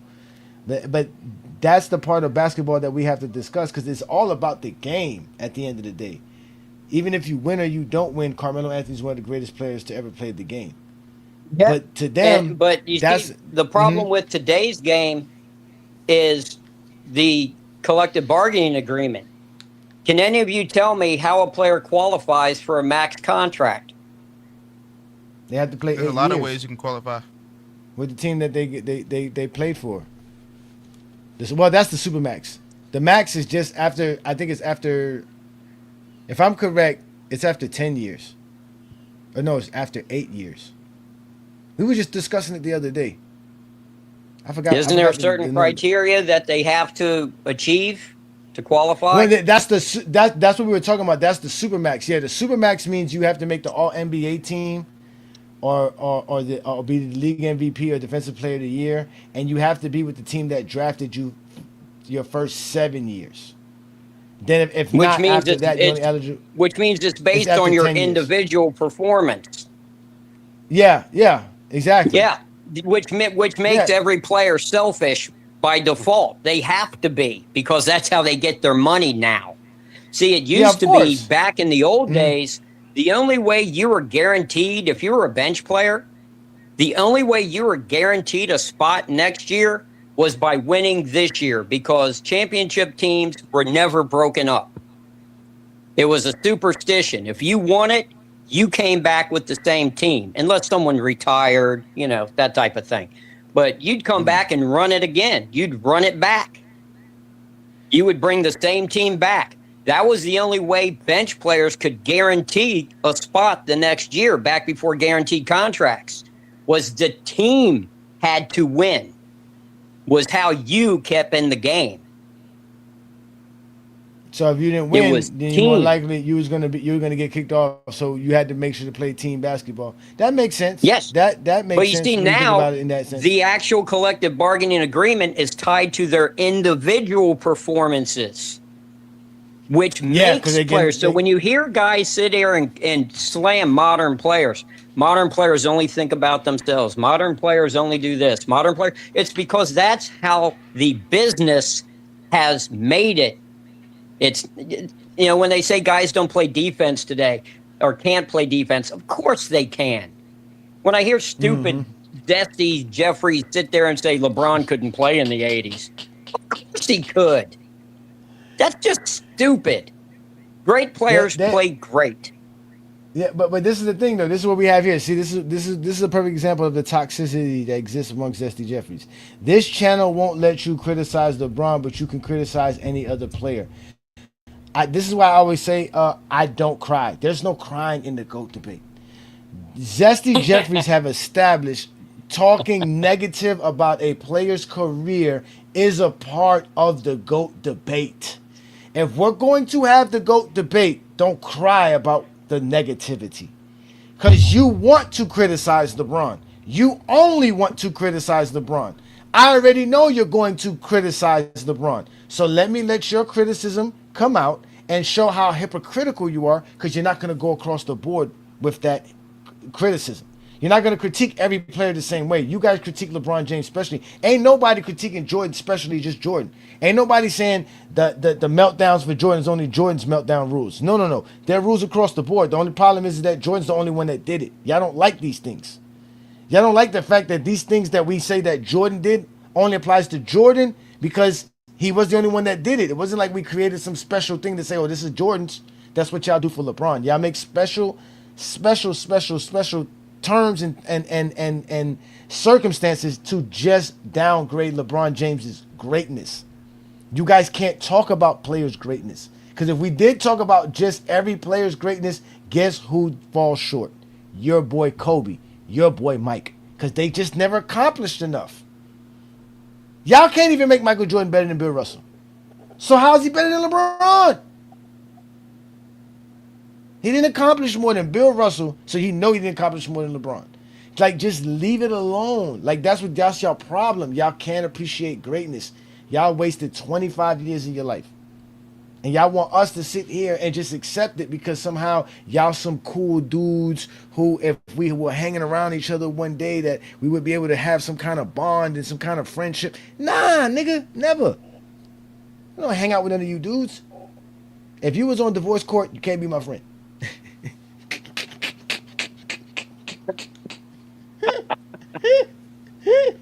That's fucking wild. I don't hang out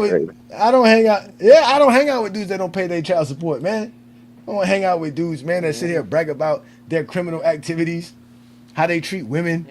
Yeah, when Zesty at least he's been on TV. He felt real famous on that show. Try to tell me I've never been on TV. I'm like, oh, that's cool. That's funny. Yeah. You went on TV to embarrass your wife. That's what you went on TV and embarrassed your wife intentionally. You didn't go there and accidentally embarrass her. No, your intentions was to embarrass her. You said you came there with receipts, meaning you were there to show her how she's flawed. There's something wrong with her, not you, to the world. Wow. What do you want to play you one-on-one? You wouldn't hang out with him? You wouldn't check ball? Zesty. Like I said, that's zesty as they get, man. These dudes are crazy. I had no ball talks the other day asking me, he's like, how come y'all never talk about girls? I never see y'all around girls. Like, why? Like, what are you talking about? What kind of question is that? How come we never what?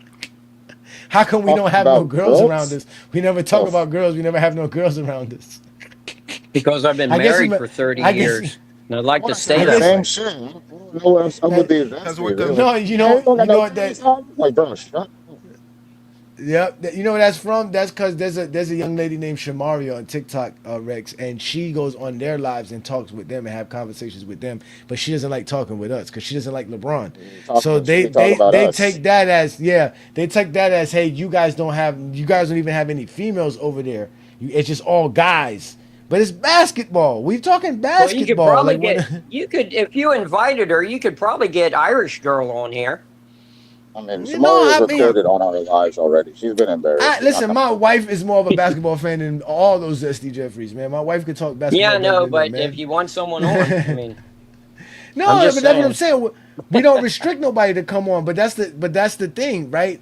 The girls that are, at least the women that I've seen that talk sport that I follow on social media, they're not zesty. They're not like men. They're not looking for an argument. Shamaria's the only one. She's the only one around here trying to have these conversations with other men. She likes that space. That's fine. Hey, why does it care whether or not we have females that we talk to while we talking basketball with our friends? That's interesting. Because Jordan's career is not enough. Fair enough. That's what it's always going to lead to, ladies and gentlemen. Jordan's career is not enough, and because Jordan's career is not enough, they have to talk about everything else. Because they know we're not going to accept 6-0. They know we're not going to accept, the greatest defender of all time, all kind of nonsense that they like to bring up about Michael Jordan. So they got to talk about us and everything else. That way, they just muck up the conversation. Like I said, they're toxic. They can't just talk basketball. They can't just express the game. They can't do it. Like, there's supposedly a hate for OKC all of a sudden, which I don't know why people hate OKC. I don't know why people They only won one championship. Yeah, they only won one championship. It's not like they have like a dynasty. Well, even if they did, I don't see why you hate a team for being successful. It's good basketball. Yeah, right? That's 'cause I mean, isn't that what we all want to see? Why are you hating on a team for doing what you guys think is the most important thing to do, which is win? That don't even make no sense. You hating on a team organically too, right? Then they did organically, right? Organically, right? Well, that's fandom, right? Do it all. That's fans, not players. That's I have my little thing on my avatar. What do you want to call it? I'm not a fan.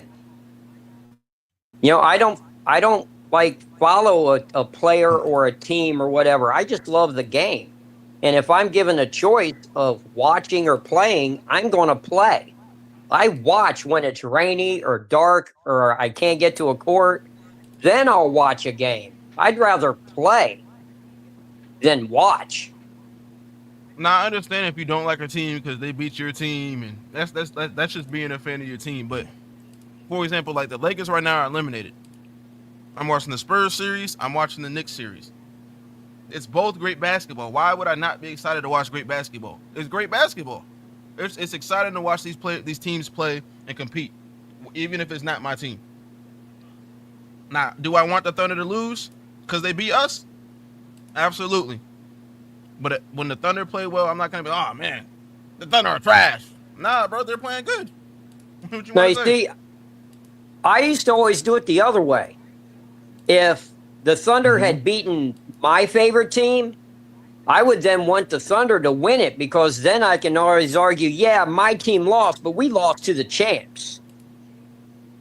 Makes my team sound better, Of course. At least you can say that, right? Exactly. Yeah, if my team lost to the Thunder and then I root for the Thunder to lose and they then lose, then it's like, okay, well, my team just lost to another team that just lost to another team. But if my team lost to the champion, then I got that to hang on. It's like, hey, man, yeah, we lost to the champions. What you going to do? Everyone lost to them. I'm fine with that. Here goes a perfect example. Here, my bad, inside. This is a perfect example right here. Ajani, you're just a hypocrite and you only talk basketball with your feelings. Again, this is why I say they're toxic. They want to go ahead and say that I'm talking with my feelings so that they can argue about how I feel instead of arguing the facts that I'm providing. I'm not providing you my feelings. And that frustrates me the most because it'd be like, yo, bro, I'm not here to tell you how I feel. You're not a therapist. Why am I sitting here talking to you about how I feel? We're talking basketball. There's no feeling in stats. Like, that's why I say they're toxic, because they want to express how they feel. So now it becomes about, well, who has the right to feel a certain way?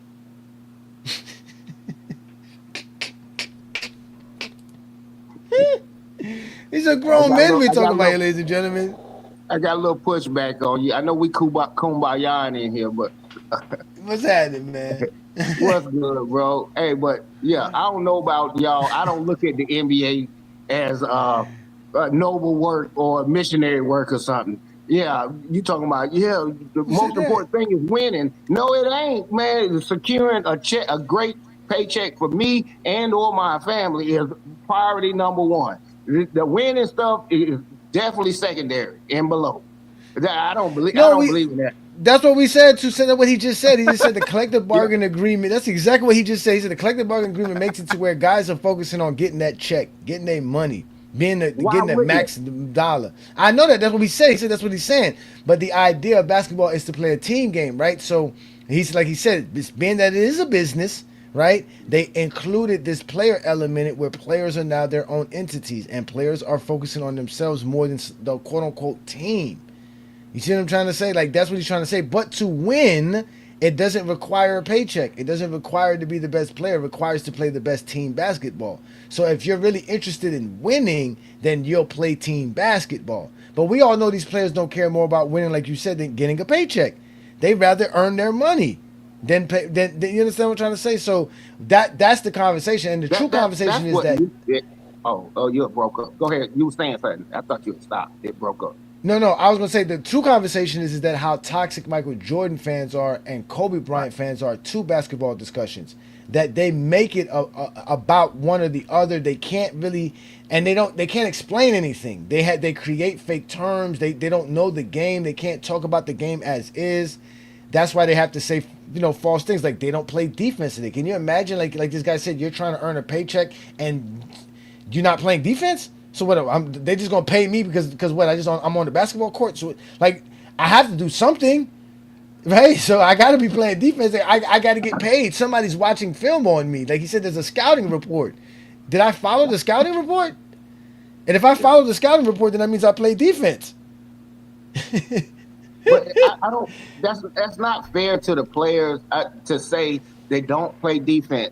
And I know how much a coach, or just say the division you in and stuff, they shape what you're gonna do and how you're gonna play. Because I remember back in the day, definitely in the '90s, if you did certain things as a big man, you going straight to the bench. Now they had to change the rules. That's why they did the college zone stuff, and they were trying to get more fanfare. This the equivalent of with juicing the baseball type of deal. They needed something to push it, and that pushed it. When Shaq them got in the 2000s, man, the league they saw dollars. That's all it was. They saw dollars. I can't get mad at them talking about defense when they're not encouraging nobody to play no defense. And these guys are capable of playing it. Coaches and defense and strategies, they're not doing that unless you want to lose your job. They are doing that. Like Mike Depp said, there's no rules that stop you from playing defense. What rules says you don't play defense? Where y'all get this from? No, not play defense. Okay, put it like this. I'm talking about Mac Def. You don't see a lot of 90-point games like that anymore because look, man, the objective is a balance. Hit it in the grade. Okay, we don't want 130, but we don't want an 85-point game. Nobody's really doing that, and you can curtail that by the coaches that get hired, the GM, and they have to be on your. These people are working together. I don't think most people understand it. They are working together to accomplish a certain thing. They are pushing this machine. 130 points per game. What happened? Sir, they didn't score 90 points per game because of defense. They scored 90 points per game because they sucked offensively. And the pace was slower. Okay. They didn't play team basketball. They didn't play team basketball. They didn't push the pace. They didn't run the ball. They didn't run. They sat here and dribble, throw it to the low man on the low block, watch him brick over somebody, and then go on the other end and do the same stuff. And now the score is 86-82. No, that's not that. They played 100-point games in the 80s. They played defense in the 80s. They played 100-point games in the 70s. They played defense in the 70s. Okay. They were definitely playing 100-point games in the 60s. They were playing defense in the 60s.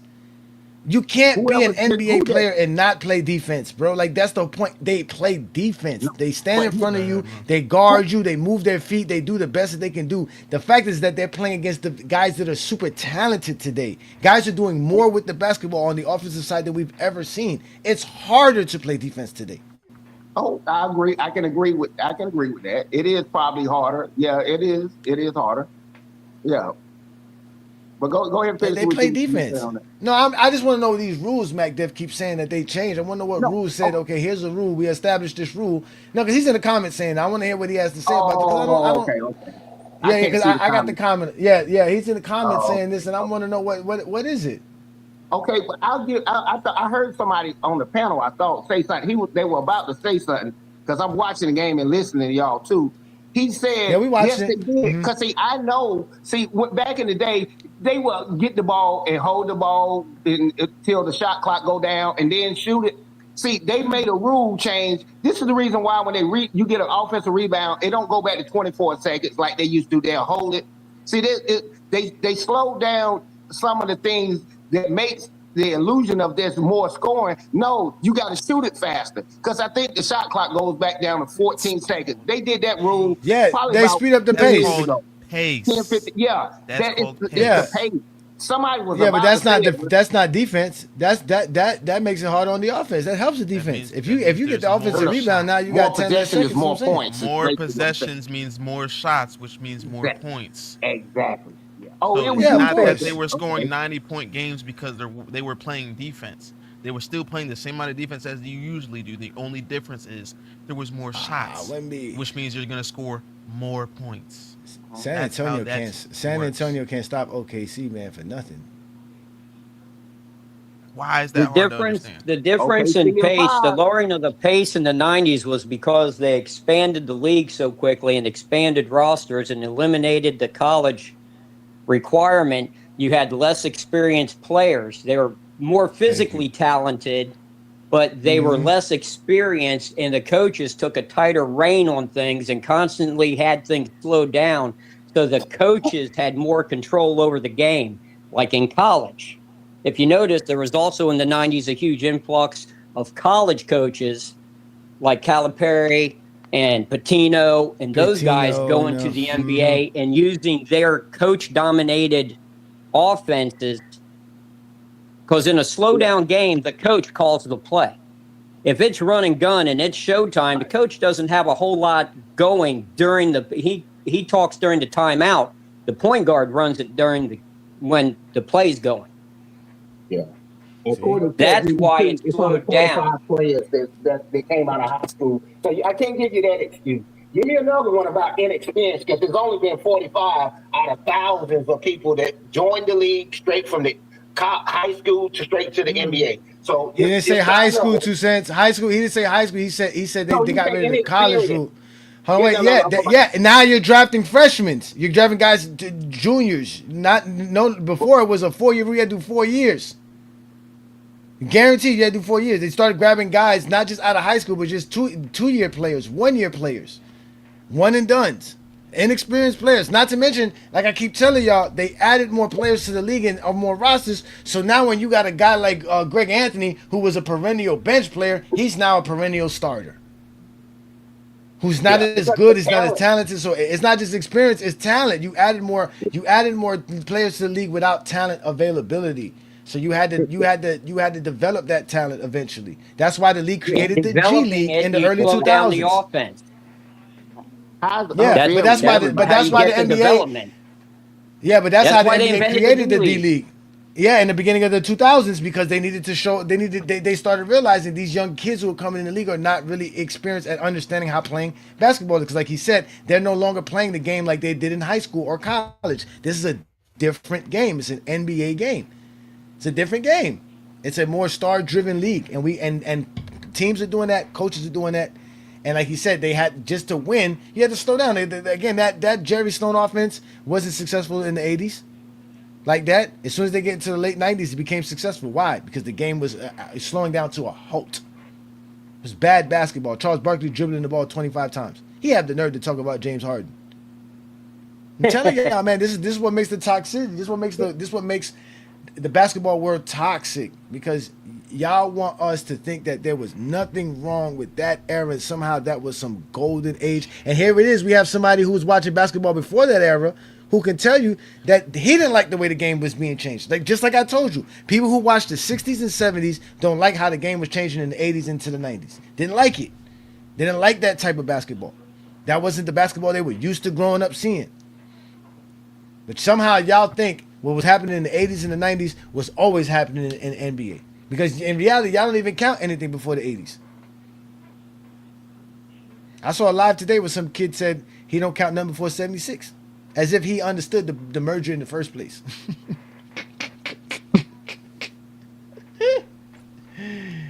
That's what I'm saying. Well, And that's why all of I'm it's here. To great. change all that. It's just degrees of great. I mean, basketball is the perfect sport.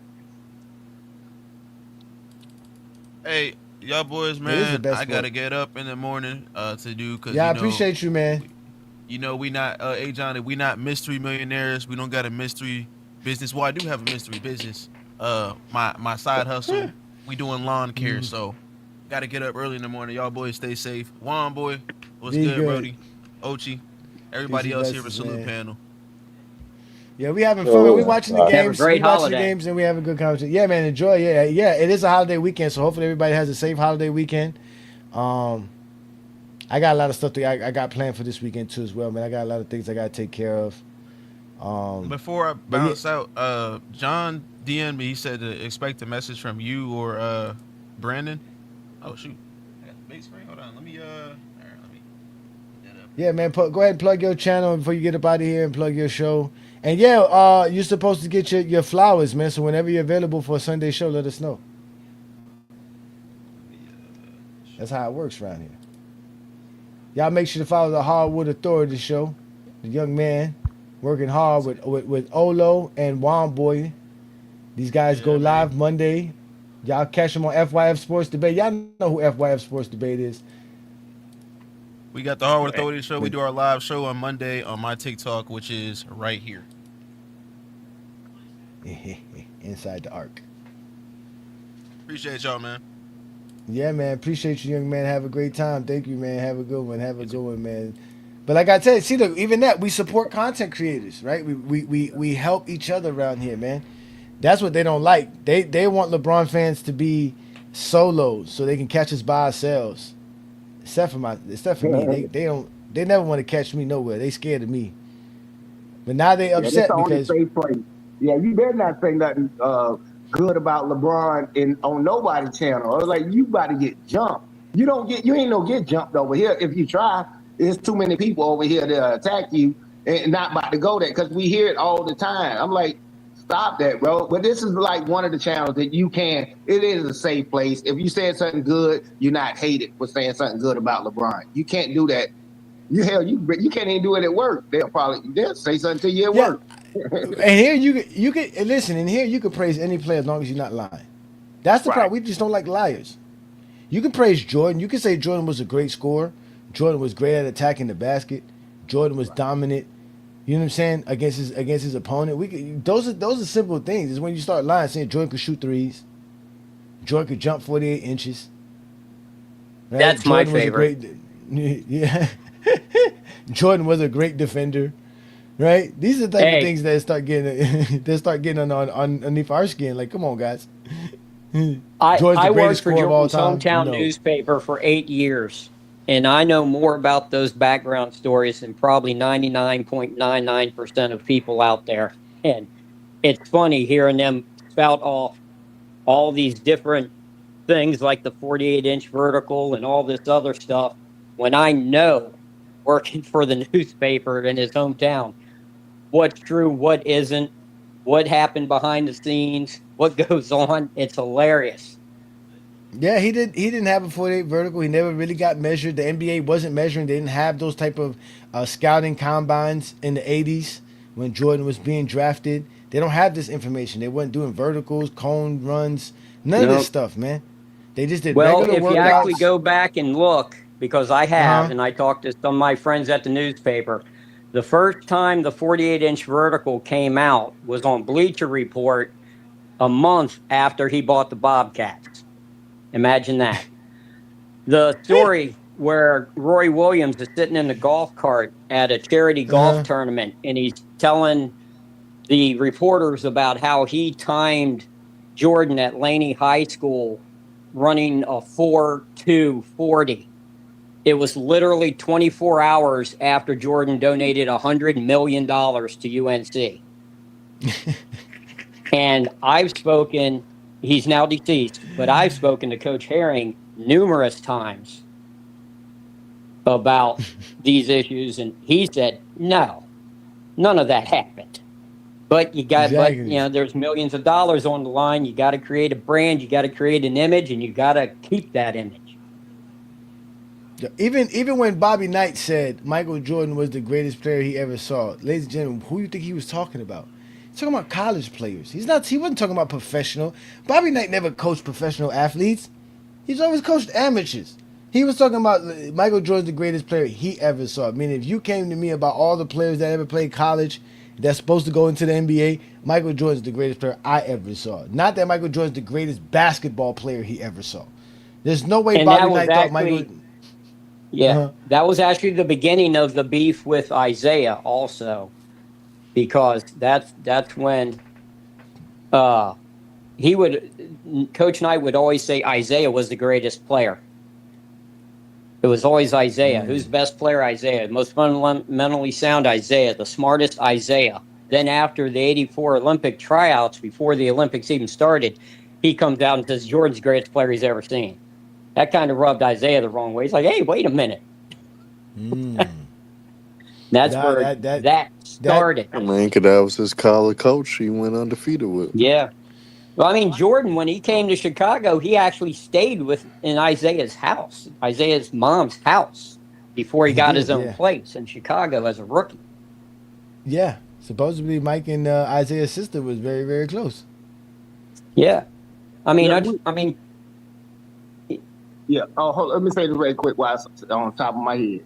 Look, see, you got to understand sometimes when you hear when people make a comment about something, you have to look at the source. Okay, why did he say that? Okay, that's his child. He's supposed to say that. Or he saved his mother, or he stayed with him. So you are a different type of butthole if you. I mean, that's the least you can do is big up the guy, or stand up for him. We know when people say things like, "Oh, well, Kobe said, oh, that guy's better. He said he's better than him." It's a thing called respect, and sometimes it's a respect thing that some people are saying. Man, I could say Ajani is the best podcaster ever because he's my boy. He probably ain't, but at the end of the day, I can say that and can stand on it. And this is what some basketball players do. That's his boy. You supposed to. Everything I do and stuff, I would hope you would support me, and that's where we at. Yeah, I mean, I just think that these little conversations that we have about Michael Jordan, like I said, the Bobby Knight thing, right? Even the Isaiah Thomas thing, right? Like Isaiah Thomas is supposed to be competitive, right? All I keep hearing about, they appreciate tough guys, they appreciate dudes who risk it all, who put everything on the line to win, do whatever. That's all Isaiah Thomas ever did. But for some reason, they hate Isaiah Thomas. And I really don't get it. And again, Isaiah Thomas really didn't despise Michael Jordan because he said he never really worried about Michael Jordan, right? He beat Michael Jordan, right? Let's just say if that was motivation for him to beat Michael Jordan, right? That Bobby Knight said that, right? But he did. He actually got a chance to do that. So at the end of the day, but it's the lying aspect of it. At the end of the day, even if Bobby Knight thinks Michael Jordan was a great basketball player he saw at that time going into the NBA, that doesn't change anything. Like I said, it's the lies. It's the fact that they're using that to say that Michael Jordan was the best player ever that Bobby Knight ever seen. Imagine that thinking a 21-year-old Michael Jordan is the greatest player Bobby Knight ever seen play basketball ever. Like, that's what Zesties want us to believe. That's not true, bro. That's just not true. That's not what he was saying. That's not what he meant. I know, but Bobby Knight is a straight shooter, though. Bobby Knight is a straight shooter, though. He ain't just gonna say it just to say it. Both of them. No, I agree that I agree he believed Michael Jordan was the greatest player he saw coming out of college. I agree. If that's what he was, if that's what you guys want to talk about, then yeah, that's what he meant. But he didn't think that Michael Jordan was a better basketball player than Larry Bird in 1984. He didn't think Michael Jordan was a better basketball player than Magic Johnson in 1984. It's impossible. There's no way. Anybody who thought that don't know basketball, which we know Bobby Knight is not one of those people, so obviously he was not saying that. But Zesties have to lie. They have to make things up. That's the point of it, to be toxic. Because Jordan's career is not enough.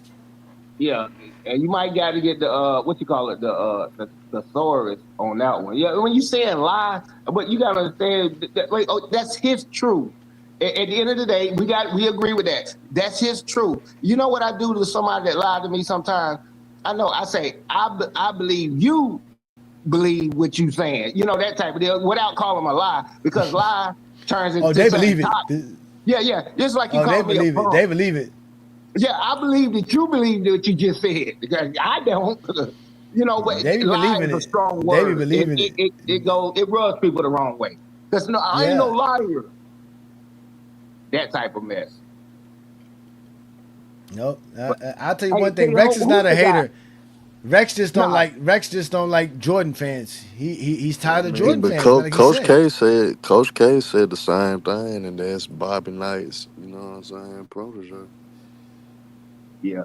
Oh, that dude Well, left. well, I think I I don't. think yeah, I don't think Coach K ever coached Michael Jordan.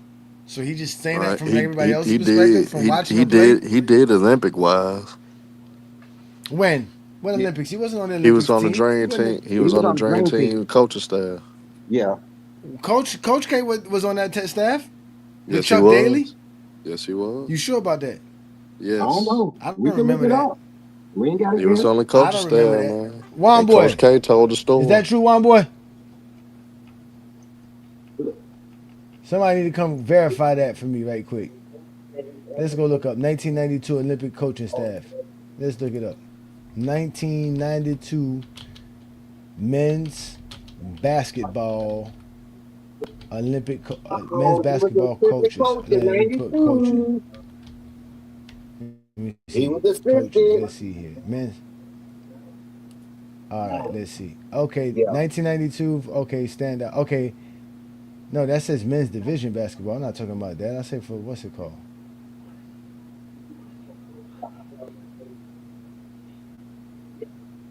Yeah. Hold Yeah, he was on. on Wait. there. Hey, but hey, I was laughing because dude was saying, I'm from North Carolina. So I used to have to play Wilmington Laney. They was out of our division, but we played them at least once or twice a year. And when I tell you, I seen a dude that was playing, he was a guard. This dude was the spitting image of Michael Jordan. I'm talking about in the 90s, spitting image. I'm like, you ain't have to tell me he was related. It brings back memories because nobody really cared about Wilmington Laney, but that Michael Jordan hoopla stuff, I've heard it all my life. Snatching quarters off snatching a dollar bill, no, snatching quarters off the top of the backboard and putting a dollar Mm-hmm. bill up there. They used to lie to us when we were coming up. Mike could jump, way better than a lot of people. I seen a lot of people got hops, but I see it, man. It wouldn't surprise me if he did have 48-inch vertical, because some of these guys is so Hell gifted no. in jump. Hell I no. could believe Jordan it. don't I got could no believe it. 48. Jordan ain't got 48. Vince Carter didn't have a 48-inch vertical. Jordan did not jump higher than Vince Carter. Jordan does not have a 48-inch vertical, sir. It's high, but it ain't 48. I even Wilt Chamberlain, with the high jump, I don't even believe he had a 48-inch vertical, bro. A 48-inch vertical is ridiculous, bro, to be able to jump that high. Jordan did not have that, and we already proved it. And it's fine. That it doesn't hurt Jordan's career. He's still one of the Yeah, greatest leapers and high flyers in the NBA history. What is wrong with SGA? Every time he shoots, he goes on the floor. he's on the floor. He stay on it. Yeah, he Steph stay on the Castle floor. is upset today. Stephon Castle is upset today. He's Oh, been hey, having I a ain't forgot since Sunday when I was telling them about the game. I was like, yeah, I'm telling you that high and low. I said, Wimby gonna act like he ain't never seen a basketball after he dropped that 41 points or something it was the other day. Yeah, I know what it is. Like when Brunson, if he go for 35, 40, I guarantee he coming back to give you way less than his average. Like, I'm not impressed by SGA scoring 30 points. Hell, you averaged 31. So I'm looking at you like, what the hell was going on? So he hasn't been that impressive according to his bar. But what I'm saying, look at these ones and twos. They act like they ain't seen a dang on basketball. The next game they play, you be like, what? I think the NBA got something to do with prize picks or something like that. It's something about that. They in the bed with these betting people. But I already know the game, what they be doing. yeah. I So ain't falling for that. Coach K was an assistant coach. It was Mike Krzyzewski, Lenny Wilkins, and PJ Carlissimo as the coaching staff for the '92 team. Mm. So he was on Yeah, that team. At that time, Jordan was the best player in the league. He was better than yeah, Magic and Bird then. yeah. I don't know about '84. No. By '92, he was. He was To be definitely. honest with you, he cemented He, the GOAT. They was talking that GOAT shit after that 88, 89 season. It was incredible. Yeah, it'll be hard to duplicate it. That when he scoring title, MVP, and all. He didn't win a championship, but he did so much that year. That's when Mike was. He really turned it on, and then he didn't get his championships. That's why I'm like, championship is great, but we talking individual. That's the team thing when you win a championship. If you want to talk individual accomplishment, you can't talk to me about Michael Jordan and LeBron. It's not even close. I'm like, why is that even an argument? You want to argue about championships? Okay, now you got a better argument. Then I'm gonna get Bill Russell on your case. yeah, that's what I'm saying. You can't. That's what I'm saying. You Jordan's career can't. is not enough. That's why the His negative career talk enough though. of players' career His is career enough. important It's because not to enough. to them It's not enough. to them is this.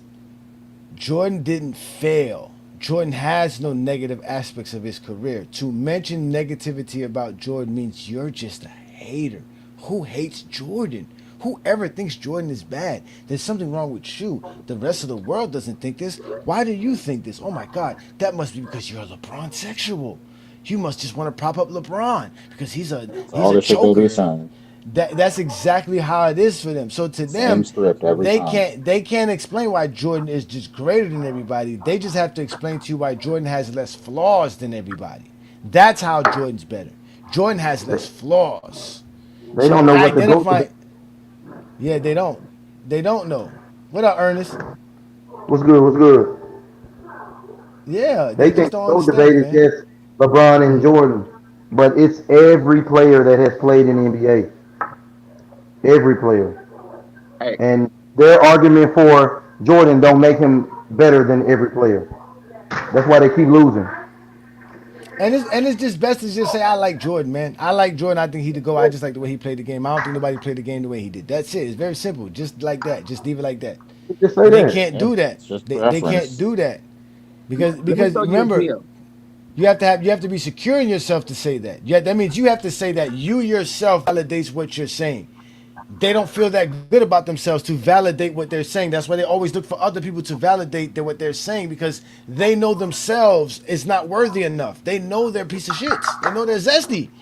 So them just standing on their own loyals don't mean nothing. They have to have other people validate them because again, they don't believe in themselves. Go ahead, 2 cents. I got a gem. Hey, you can use it too. Next time the Zesties get on you, say, look, you got a bachelor's degree, which is great. You did it, and actually you graduated early, which is Michael Jordan. That was good. LeBron That's has it. a PhD.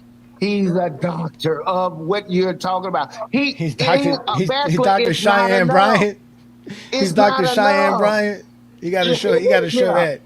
He got to show. Hey, He got to show his credentials. LeBron got to show his LeBron got credentials. his credentials right there. He is certified with most points and all this stuff. I'm like, dude, it doesn't even make any sense at this point to even actually argue or debate it.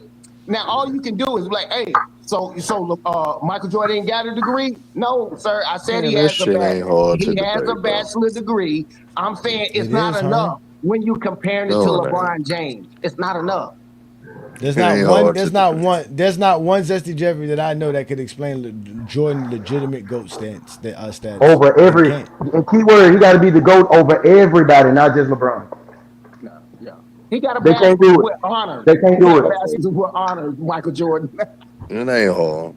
Yeah, he Oh got a man. bachelor's with It's so honors. hard for 20 I years. mean, Nobody's been so able why to do can't you do it, it. huh? How did Jerry McCain get I 21 don't, I shots in the don't, ball I game? don't base my basketball conversations off this topic. But if I do a debate on it, I'm pretty sure I could hold my own in it.